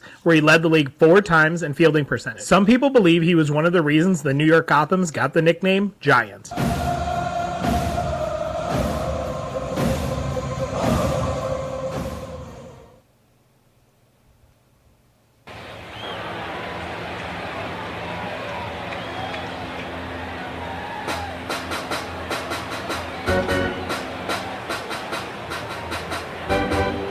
Okay, Braves country. The left-hander Richard Lovelady goes back to work. The first pitch on the way. Stuart Fairchild. It's on one. I tried, but I can't do it with a straight face. The 0-1. Outside wide 1-1. I mean, technically, I wouldn't be hitting for FCC violations on the radio, but if kids are listening, I don't want to add to it. Well, that got him in the elbow. The first several looks that I saw, I thought Harris was looking at. So Harris is out of the game. They left him in to play defense, but now Fairchild is in. So it hit him in the elbow where the padding was. I thought it got him in the hand because he looked straight down to his hand. And they were so fixated on looking at him that I never saw another replay. The 1-2, swing and a miss, strike 3. 2 down, or 1 down, excuse me. Nick Allen now the batter. So Fairchild did go to left, and Eli went to center, as I had suspected. But they left him in there to play defense.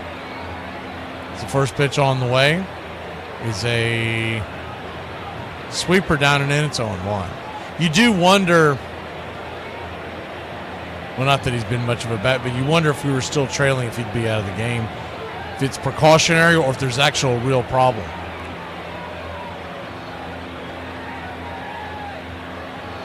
The 1-1 to Nick Allen. Kicks and fires. Swing, fouls it away. Nick Allen, 3 for 3 with an RBI. All 3 of them singles, but they've been big hits all game long.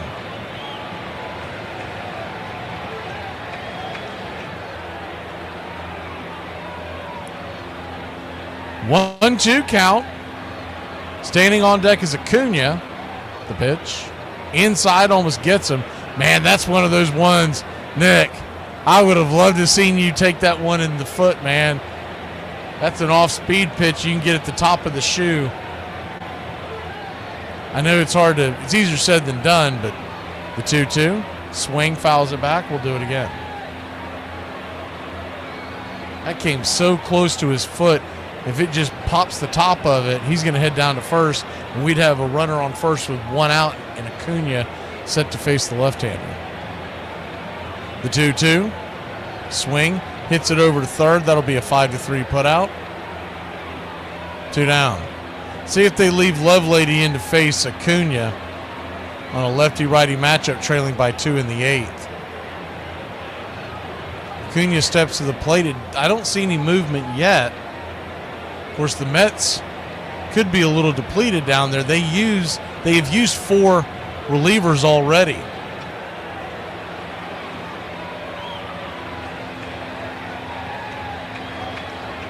First pitch. Sinker outside wide. It's 1-0.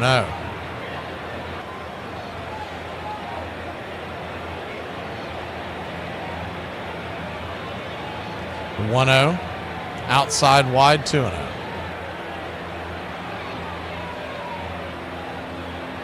2-0 count. Looking up on Braves, I haven't seen any kind of update on what's going on with Harris, but a lot of these guys may not even be. If you notice that their road games is the 2-0s right down the pipe sweeper, 2-1. The road games for the Braves, they don't cover them like they used to. There's been a lot of budget cuts, and a lot of them are covering it from their home.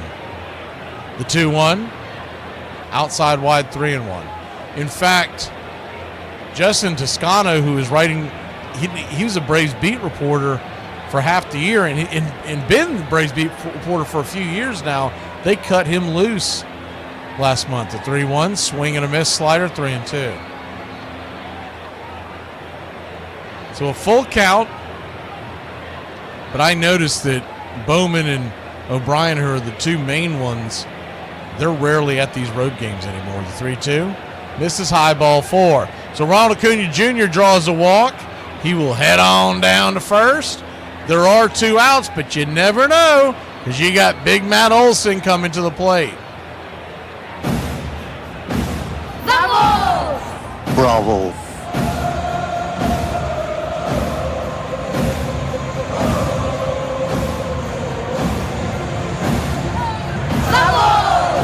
Bravo.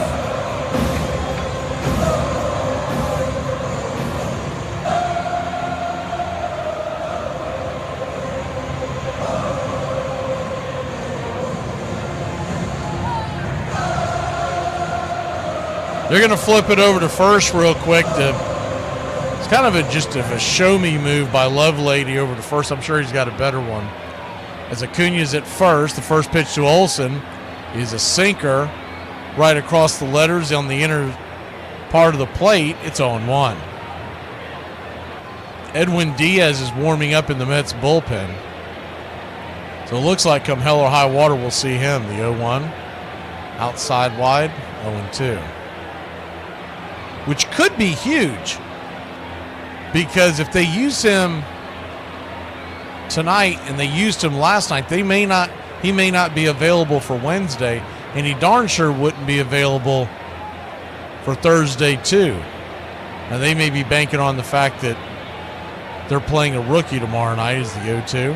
Swing, laces it into right center field. That's going to get down where the green grass grows. That's going to get up the wall. Here comes Ronald Acuña Jr. He's rounding second, rounding third, heading for home, and the Braves have taken a 6-3 lead, baby! The Ice House. How about it? This is not watered down. This is Ice House. Ice House. Smooth as it gets. For whatever reason, your screen is behind again, so we'll update it after this play is shown. You're seeing the replay right now. We were about to do it a second ago, and then I realized, well, I don't want to do it in the middle of an at-bat. Marcell Ozuna, the batter. See if we can get this done real quick. Happens in those. It's funny, it didn't happen at all in Miami when I needed it to stall. The 1-0 misses outside wide, 2-0. 2-0 count to Ozuna. Braves now lead at 6-3. Big, huge insurance run there. I mean, you can't overlook how big that insurance run is. You'd love to get one more. The 2-0 inside. Did that got him on the no? Did not get him on the foot. Ozuna was trying to tell Olsen to take off, but I think Olsen's view was blocked quite a bit. By the time he started to jump, it was too late. It hit the top of the foot of the catcher. But when it was going by, you couldn't tell who it hit, and I think it kind of froze Olsen. The 3-0. High and out of the zone, ball 4. So he'll head on down to first. And Austin Riley. And I think that's going to be it. So Diaz will come on. They're going to ask him to pitch 4 outs. That'll definitely cook him. We'll be back in a flash. Pitching change here in Braves country.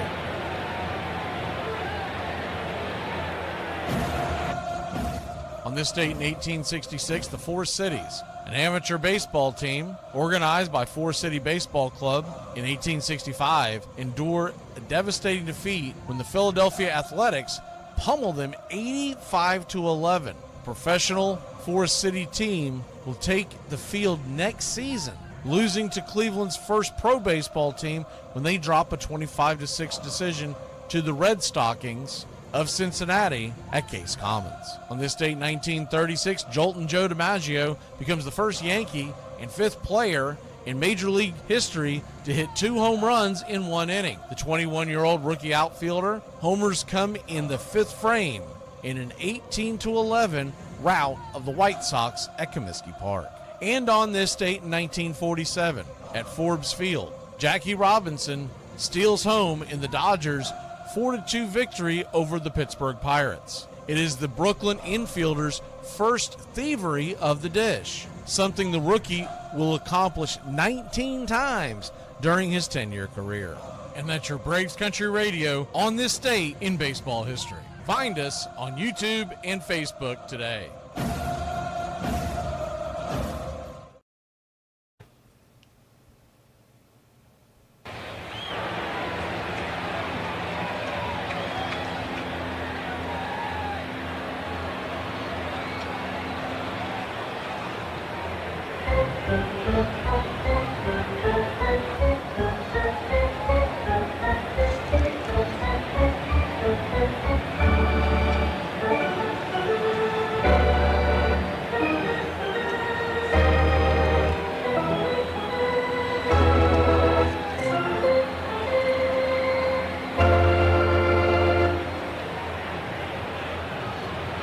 Welcome back. Austin Riley, your batter.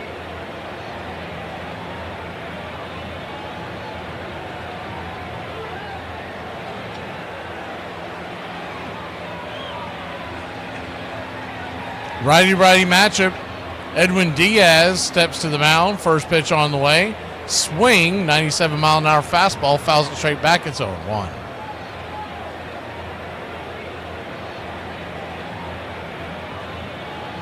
Braves lead at 6-3. We're here in the top of the 8th. I'm sorry, that's Dilo Nunez. I thought that was Diaz. They look alike, the 0-1. Outside wide, 1-1. They were both up in the bullpen. They got similar builds. The right-hander. He even cups his hat down like Diaz does it. The 1-1. High and out of the zone, 2-1. 2-1 count. Nunez, 6'2", 29-year-old from Dominican Republic, is the 2-1. 96 misses. Ball 3, 3-1. They must have sat Diaz down when Olsen drove home that run.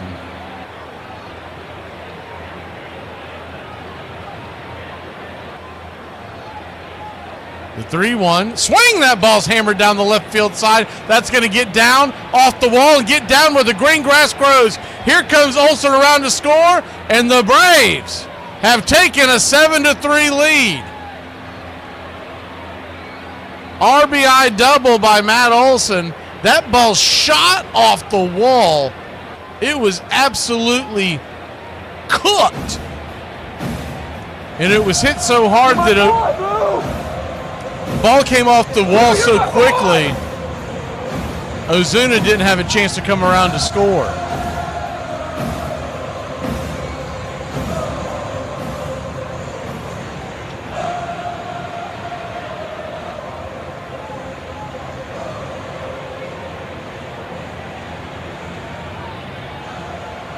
First pitch on the way to Drake Baldwin.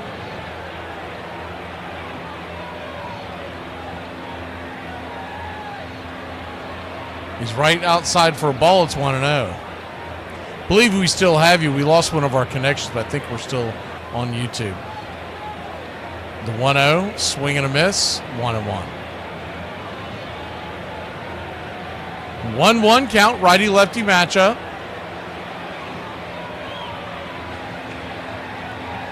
Diaz comes set, brings it. Swing and a miss, 1-2.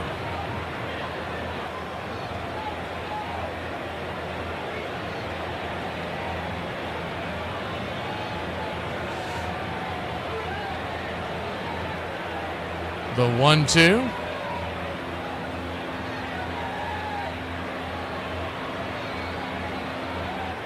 Brings it. Up top, just misses high. 2-2. Thank you for the membership. Support, Taku. 2 on, 2 out, a 2-2 count. Deuce is wild here in the top of the 8th. A single to blow this open. The pitch, down and in, 3-2, full count.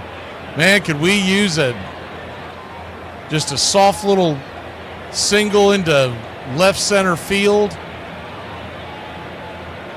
Would make this a 6-run game. The payoff. Swing, laces it over to second, but Mauricio's there to grab the stab and end the inning.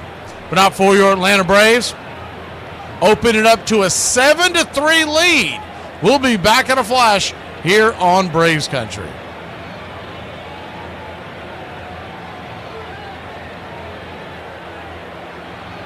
I like it when people try to insult you by being like, you're not even that hot. Like, yeah, no dude. I'm mediocre looking, not completely clueless. You think if I was above average in appearance, I'd be this dope? No, rarely happens. I can say that, there's been this news article about men that think that they could beat Serena Williams in tennis, right? That they think that they could actually score a point on her. And it's just not the case. She is stronger than that. Both Serena and Venus lost to the 203rd ranked male tennis player, which they're phenoms for women. My experience, my husband, he swam at University of Kentucky as well. In terms of accolades and in terms of national ranking, I was a much better swimmer than him. He could kick my butt any day of the week. We must protect women's sports at all costs. Armchair. Baby, I just got one thing to say. If you see me and you know me on a professional level, mind your business here. I clocked out. What you seeing ain't got to do with you. Okay? This portion of the show is being brought to you by Ed's Almost Good Beer. Remember, Ed's Almost Good Beer was brewed in God's country when God wasn't looking. Hey, Braves Country! Braves Country is bringing you Braves Country Baseball. Braves Country comes to you every week. Hi, I'm Mac McGee, and we'll be bringing you play-by-play, pitch-by-pitch of your Atlanta Braves. It's free to listen. Please like and subscribe. YouTube.com/@Braves Country. Braves Country Baseball for the fans, by the fans. Lopez, managing the Indians in the 50s, was going to come down the home stretch using just 3 pitchers, and someone told Stengel about this, and he said, well, he said, I heard it couldn't be done, but it don't always work. He came on the bench one day. There was a fellow named Bob Serve, big, powerful hitter, and Stengel came out of the clubhouse and sat down, and Serve was sitting about 10 feet away from him, just looking out at the field, and Stengel looked over at him and said, there's not many people that know this, but one of us has been traded to Kansas City.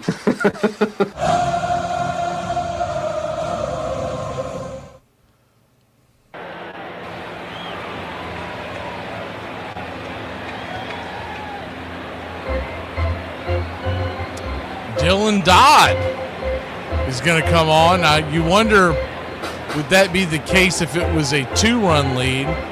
But we have a 4-run lead. And Dodd is set to face Nimmo, Soto, and beat Alonso. First pitch on the way is a cutter right across his chest. It's 0-1. So, not over yet, because we're putting in Dylan Dodd to face the heart of the order. The 0-1.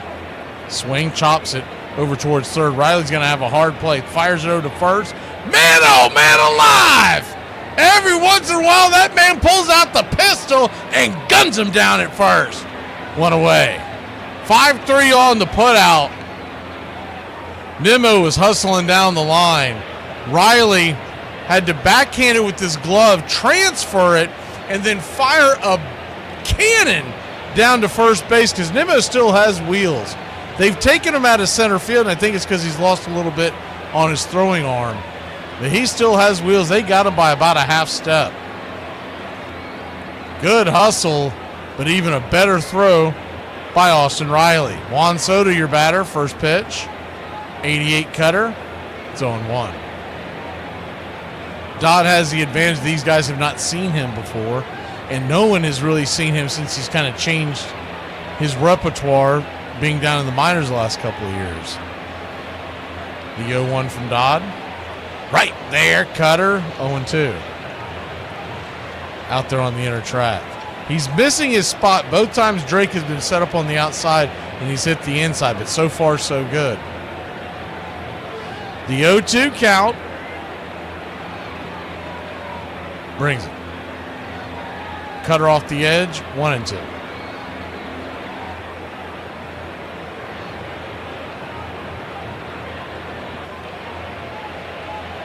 The 1-2, lefty-lefty matchup. Alonso on deck, the pitch. 95 misses high, 2-2. You got to come right at him because you don't want to start putting ducks on the pond. De Los Santos is warming up in the back of the pen, the 2-2. Nowhere near the zone, full count. So a full count. Now, of course, Dodd has to face Alonso. That's a dicey situation. You want to do it with nobody on. The payoff. Swing. Hits it up the middle, but Allen is right there. Flips it to first, to away. That ball was hit right back up the middle. But they had Soto played to pull, which he is an extreme pull hitter.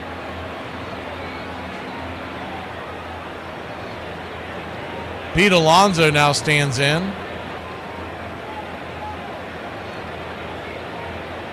Lefty righty. First pitch to Alonso. Four-seam inside. 1-0. On deck is Marte. I would say if he puts Alonso on, they'll go get De Los Santos. The 1-0. Nowhere near the zone. Down and in. 2-0. 2-0 count.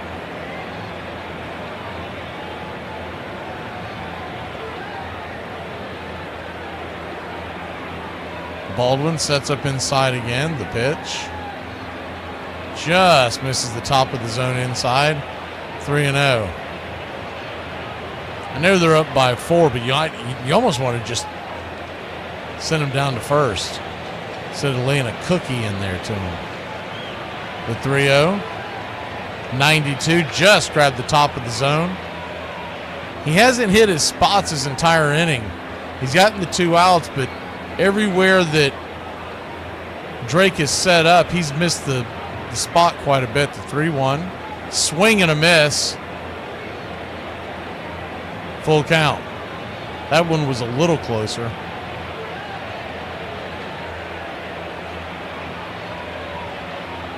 Full count to Alonso. Infield back into the left. The pitch. Swing and a miss. Strike 3. Smoke him if you got him, because he got him. Wow, what an inning by Dylan Dodd. Holy cow, that man stepped up in a big, big way.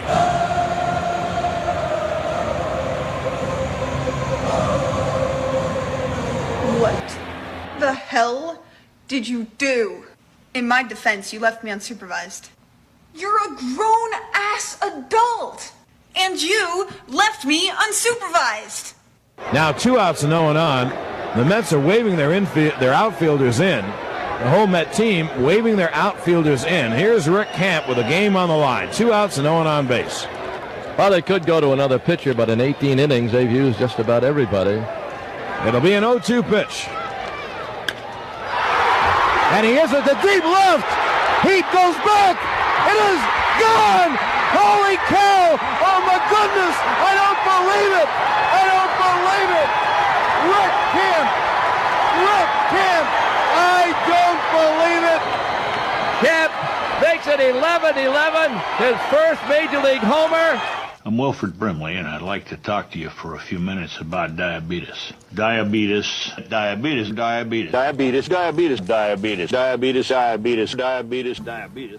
You shut up! You shut up! I'm so scared right now, you shut up! Are you doing this? No, I'm doing this. You shut up! I tell you what Casey had that a lot of people don't tell you about. He had the knack of taking that ball out of a pitcher's hand.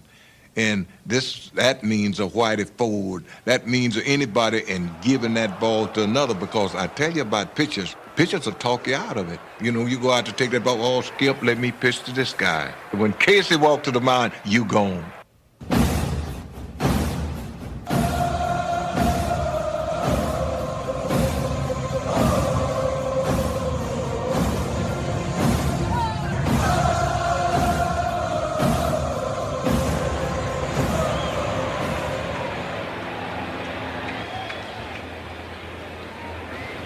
Welcome back, Braves country. Ozzie Albies your batter.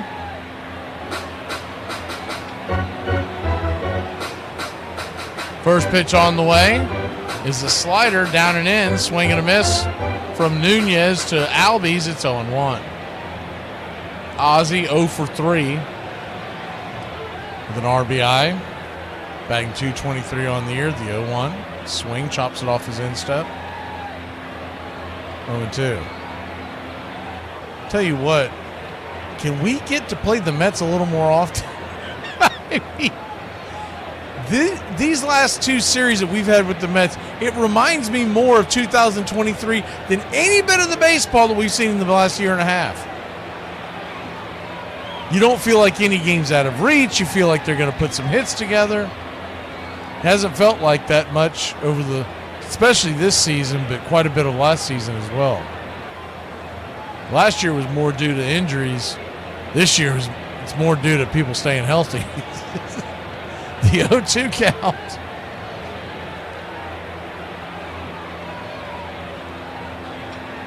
Nunez brings it. Swing, pops it up. Can of corn. Once again in the infield. Who wants it this time? Coming up, making the catch on the pitcher's mound is Lindor. One away. It's a tough spot there. If you never played ball, you're trying to run up that back of that pitcher's mound, trying to catch a ball in the air. It is really easy to stumble and fumble it away, but a good job by Lindor.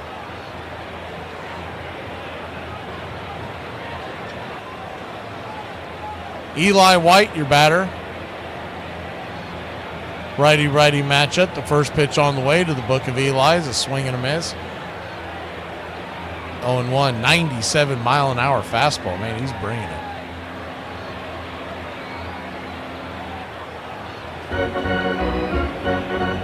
The 0-1. 98 misses wide. 1-1. Really love to see the Braves put on a couple of more.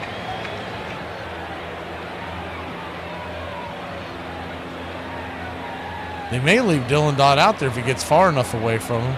The 1-1, swing and a miss, 1-2.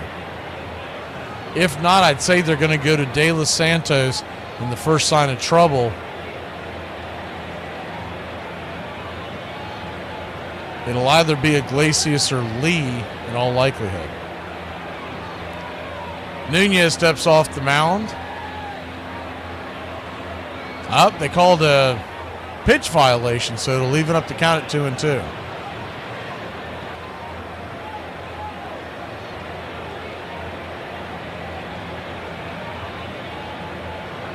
The 2-2, swing, laces it towards right, running in, making the easy catch is Soto, 2 away.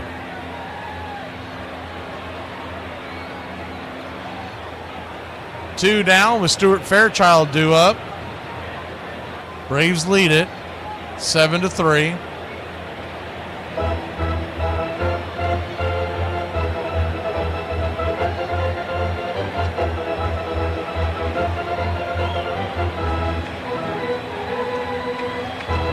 First pitch to Stewart is a slider off the edge for a ball. It's 1-0.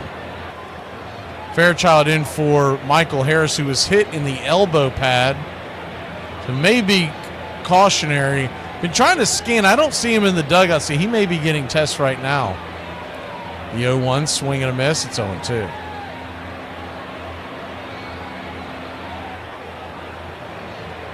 Count. And still nobody has said a peep on the Braves media, but I don't think they're in the stadium, so. The 0-2. Swing. Just got a piece of it to stay alive. Shoots it straight back to the backstop.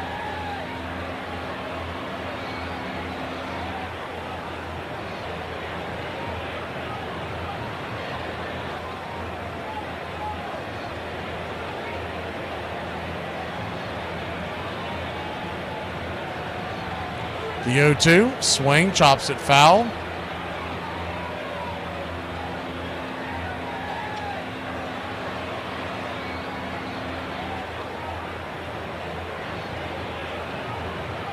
Count. Nobody on, 2 outs. Braves lead 7-3. Fairchild looking into Nunez. Swing and a miss, strike 3. 97 up top. Kid's got some pretty good stuff. We'll be back in a flash. Braves, 3 defensive outs to take the first 2 games of this series. The 0-1 pitch. A liner off Nagy's glove into center field. The Florida Marlins have won the World Series. Celebrate Halloween and all that, and carve out the pumpkin, because I know from slavery. You know, my ancestors were slaves. So I know what the pumpkin stands for. Put the pumpkin on top of our head. I'm not inviting that energy into my life. Man, gouge his eyes out, everything. Put the pumpkin over. That's what that did, hanging from a tree. Kevin! What the are you talking about? That has nothing to do with jack-o'-lanterns. Hey, man. Hey, who's teaching y'all this? Kevin, I ain't got time for this. Who's telling you this? Those who don't know, the jack-o'-lantern actually didn't start off with pumpkins at all. They used turnips. And this was in the 19th centuries. Not only did it have nothing to do with slavery, but it originated in Ireland and Britain. So, Kevin, again, who the taught you that? On July 8th, 2 weeks after coming off the disabled list, Mattingly hit 2 home runs in a Yankee victory. When you hit a home run, like one game, boop, okay, and then the next day you hit another one. Well, a lot of guys do that, no big deal. And then you hit another one. On July 12th, the day before the All-Star break, the streak reached 5 straight games with a home run. A home run for Mattingly, his 5th straight ball game. And then the first thing you get mad because of the All-Star break, because you stop what he's doing. And now, the 1987 All-Stars. Batting second and playing first base, the only major leaguer to win an RBI title, batting title, and MVP award in his first 3 seasons. From the New York Yankees, number 23, Don Mattingly. Braves Country Radio, your home for the classic call, Braves Country Baseball.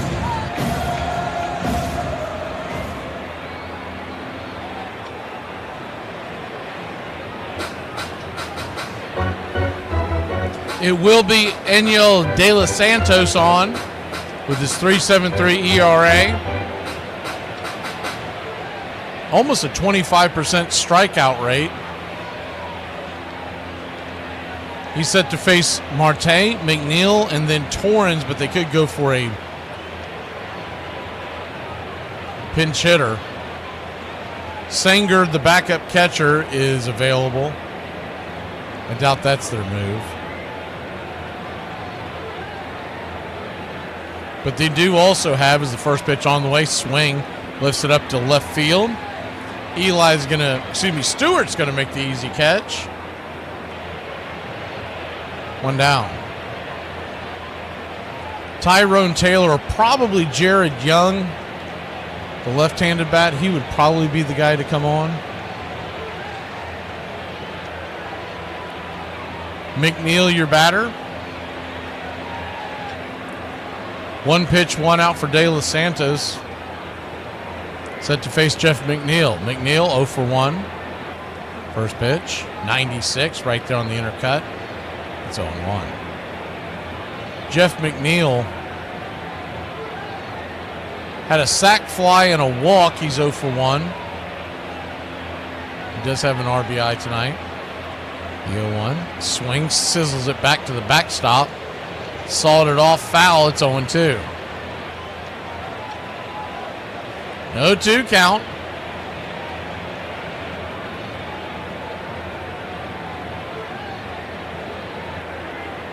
Appreciate y'all spending your night here with Braves Country, everybody who stayed with us.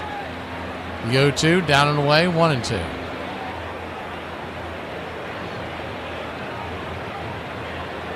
We're here for all your Atlanta Braves action. Pitch-by-pitch, play-by-play. Tomorrow night, 7:10 first pitch. The 1-2. Check swing. Did he go around? He did not. 2-2. 2-2 count.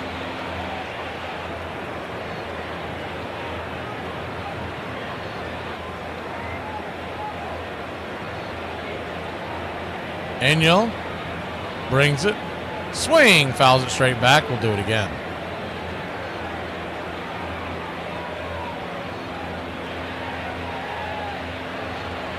We've got a 7:10 pitch tomorrow night and a 7:10 pitch Thursday night. And then we head home to face Philly. Doesn't get any easier. That is a 7:15 start on Friday and Saturday. The 2-2. Swing, slaps it foul. We'll do it again. It's good to see a lot of new faces, too, here on the channel in recent weeks. Tree Nug, and we're seeing Freedom quite a bit. Stargazer. Who do we have here? Heartwarm. The 2-2. Swing, fouls it back. We'll do it again. Yeah, heartworm, it happens. There's nothing we can do much except to restart the screen. We'll try to do that in the next at bat, but 2-2 count.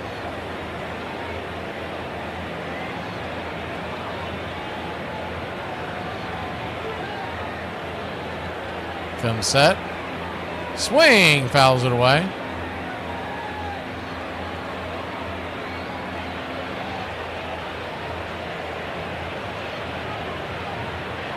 Long at bat here with McNeil.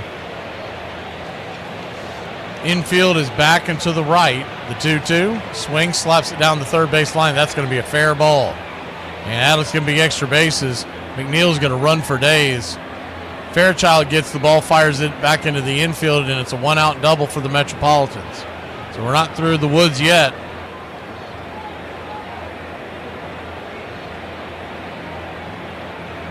That was a 9-pitch at bat, and the pitch that he gets him on was just a fastball off the edge, and he just slapped it down the left field line, just stayed fair. Iglesias is warming up.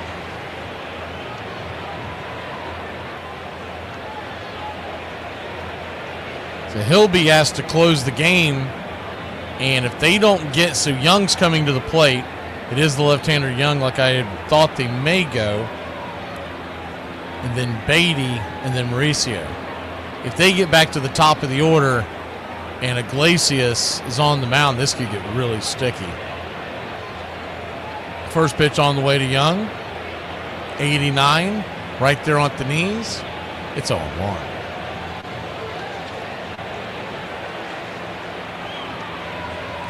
The 0-1. Swing, rips it into the center field. That's down for a base hit. And here we go. Eli White cuts it off, throws it into the infield. McNeil stops at third. And we're starting to see De Los Santos fall apart again in the ninth inning.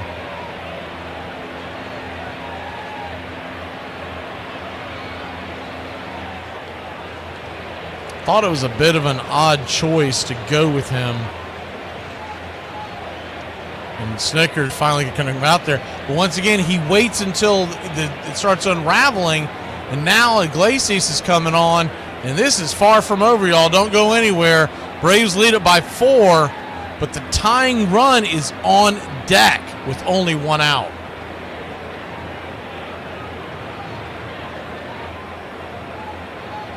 Big play now. Boyd wide left, Solomon right.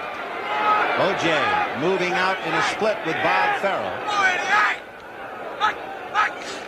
It'll be O.J. and he's got openings. O.J. almost ran away as he began to cut. Armchair. You continue to set an expectation of 1 hour of screen time, and yet your kids find a way to extend that on a daily basis. Well, I haven't had a chance to look at the numbers, and, I'm not proud of them. But what I can say is when they're on screens, they're not fighting or putting stickers on the ground or grinding kinetic sand into the... It's twofold, right? On one hand, we have the internet now. There's more information available. Also more information to sift through. Now we realize that it's frowned upon to let your kids go play in the woods until dinner time without any way of contacting them. You're saying your dad was not only negligent? No. Usually you're either hot and you take 2 or 3 days off, it's not going to be the same. But came right out of the break, and I think it was Charlie Huff clicked it. He hits it high and deep. Well, it's stayed fair down the line. Goodbye, grand slam. 4th of the year for Don Mattingly. So all of a sudden it happened again, and it just kind of grew. Oh, yes, he got it. Mattingly is now in it. Holy cow. Hit home runs in 7 straight games. When he was locked in, he could hit the ball out of anywhere. It didn't have to be short porch and right field. Hey, did he get all of it? Did he? Holy cow, he did it! Holy cow, Mattingly is unbelievable. The opposite field. Holy cow. Don Mattingly has just tied a record set back in 1956 by the Pirates' Dale Long. A home run in 8 consecutive games. Braves Country Radio, your home for the classic call of Braves Country Baseball.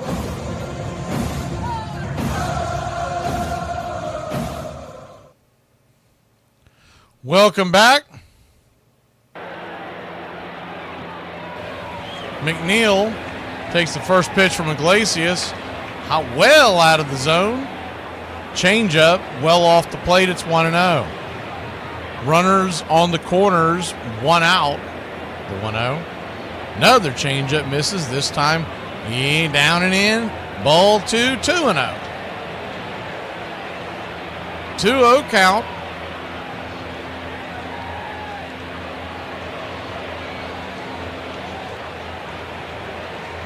Four-seam fastball right down the outer edge for a strike, 2-1.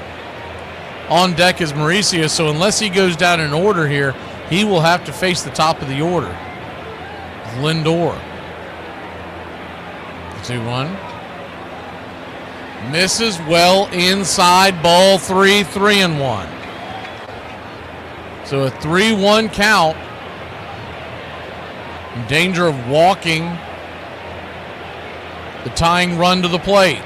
The 3-1, swing and a miss. 3-2, chase the changeup down and in. Coming out of the bullpen once again, having a hard time finding the zone. We'll set it back for the action. The 3-2, swing, hits it hard down the first base line, but it is foul.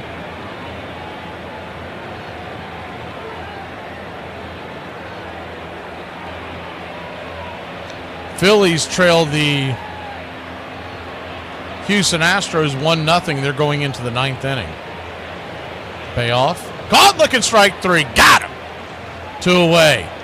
Big four-seam fastball. Beatty, he's complaining, but that pitch is actually a strikeout. You know what I think he's complaining about? He might have a bit of an argument. He didn't like the fact that he did it so animated. Now, umpires do that. But as he was walking back to the dugout, he wasn't complaining about the spot. He was animating just what he had done where he was like pulling his arms for the strikeout. And basically what he's probably saying is that that's Bush League. And a lot of players do feel that way. First pitch on the way to Mauricio is nowhere near the zone. Outside wide, it's 1-0. You got to go after Mauricio here. You cannot walk him. You got to make him earn his way on with Lindor looming on deck. The 1-0. Nowhere near the zone, 2-0. I mean, Iglesias and his control problems, it is unbelievable. Compared to where he was last year, you would have never made. This is the one spot of the bullpen that I thought was fine. The 2-0. Four-seam fastball right there, 2-1. Last year, you never even saw him struggle like this. He would come in just firing bullets. People were chasing balls out of the zone. The 2-1, right there, 94th and East, 2-2. So the Mets are down to their last strike, their last out. Hopefully, we can get it here and not have to face the top of the order. Braves 7, Mets 3, but the runners are on the corners with 2 outs in the top of the order, looming on deck.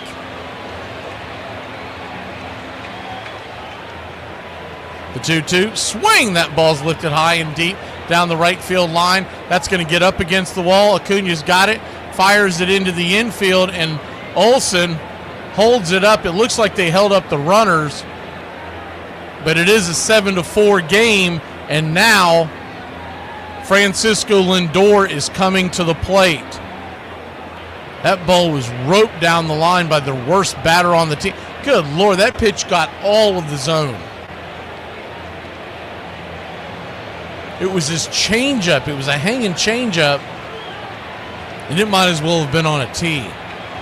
I don't know how they fix Iglesias midseason, but he has just been a disaster.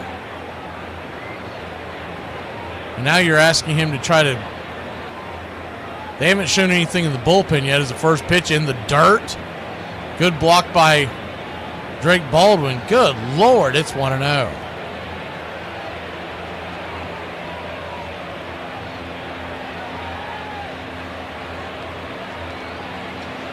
1-0. Swing and a miss, changeup, 1-1. Lindor, boy, he was looking for the downs. He swung every bit of his frame trying to tie this game up. The 1-1 to Lindor. Swing and a miss, 94-mile-an-hour fastball at the knees, 1-2. Once again, the Mets are down to their last strike, but it seems so far away. The 1-2. Iglesias comes set. Swing, chops it over to second. Ozzy's got it. Takes his time. Fires it to Olsen. Braves win. Braves win. Your Atlanta Braves win. Whiskey for my men. Beer for my horses. A 7-4 shootout in Queens. And we know one thing. We've at least split this series. Wow. Felt like it was never going to get there, but it did.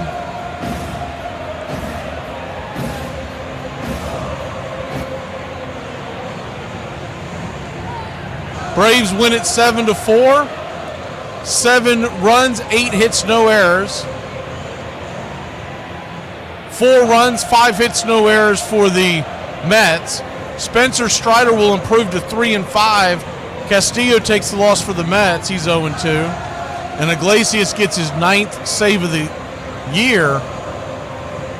Player of the game? I'm going to go with little Nicky, Nick Allen. Nick Allen had a big game, 3 for 4. He really was the table setter. He did a great job. And you never know when you're going to be able to give Nick Allen the game ball. Matt Olson had a great game as well, but I feel like we give it to him quite a bit. Olson went 2 for 4 with 3 RBIs. You had a great game by Allen, 3 for 4 and an RBI. And other guys contributed. Austin Riley with an RBI. Ozzie Albies got a sac fly RBI. Eli White with an RBI. And the Braves win 7-4, and they climb back towards the top of the standings. The Houston game, Houston-Philly, they are down to their final out.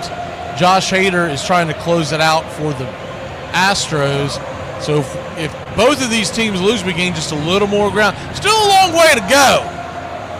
But, man, we've won the first 5 games that we've faced against the Mets this year. Tomorrow's going to be tough, not going to lie. Tomorrow's going to be tough. But I like our chances on Thursday. You never know. We get a little luck involved.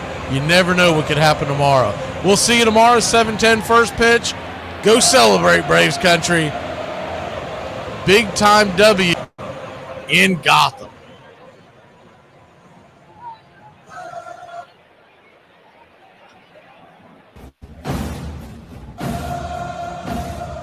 There's something kind of about a kid that's never played baseball. It is the American game. That's just what it is. And actually, I can feel like I'm 15 when I'm talking baseball. I'm watching baseball. This is it. It does this. It can do this to any. It brings you back.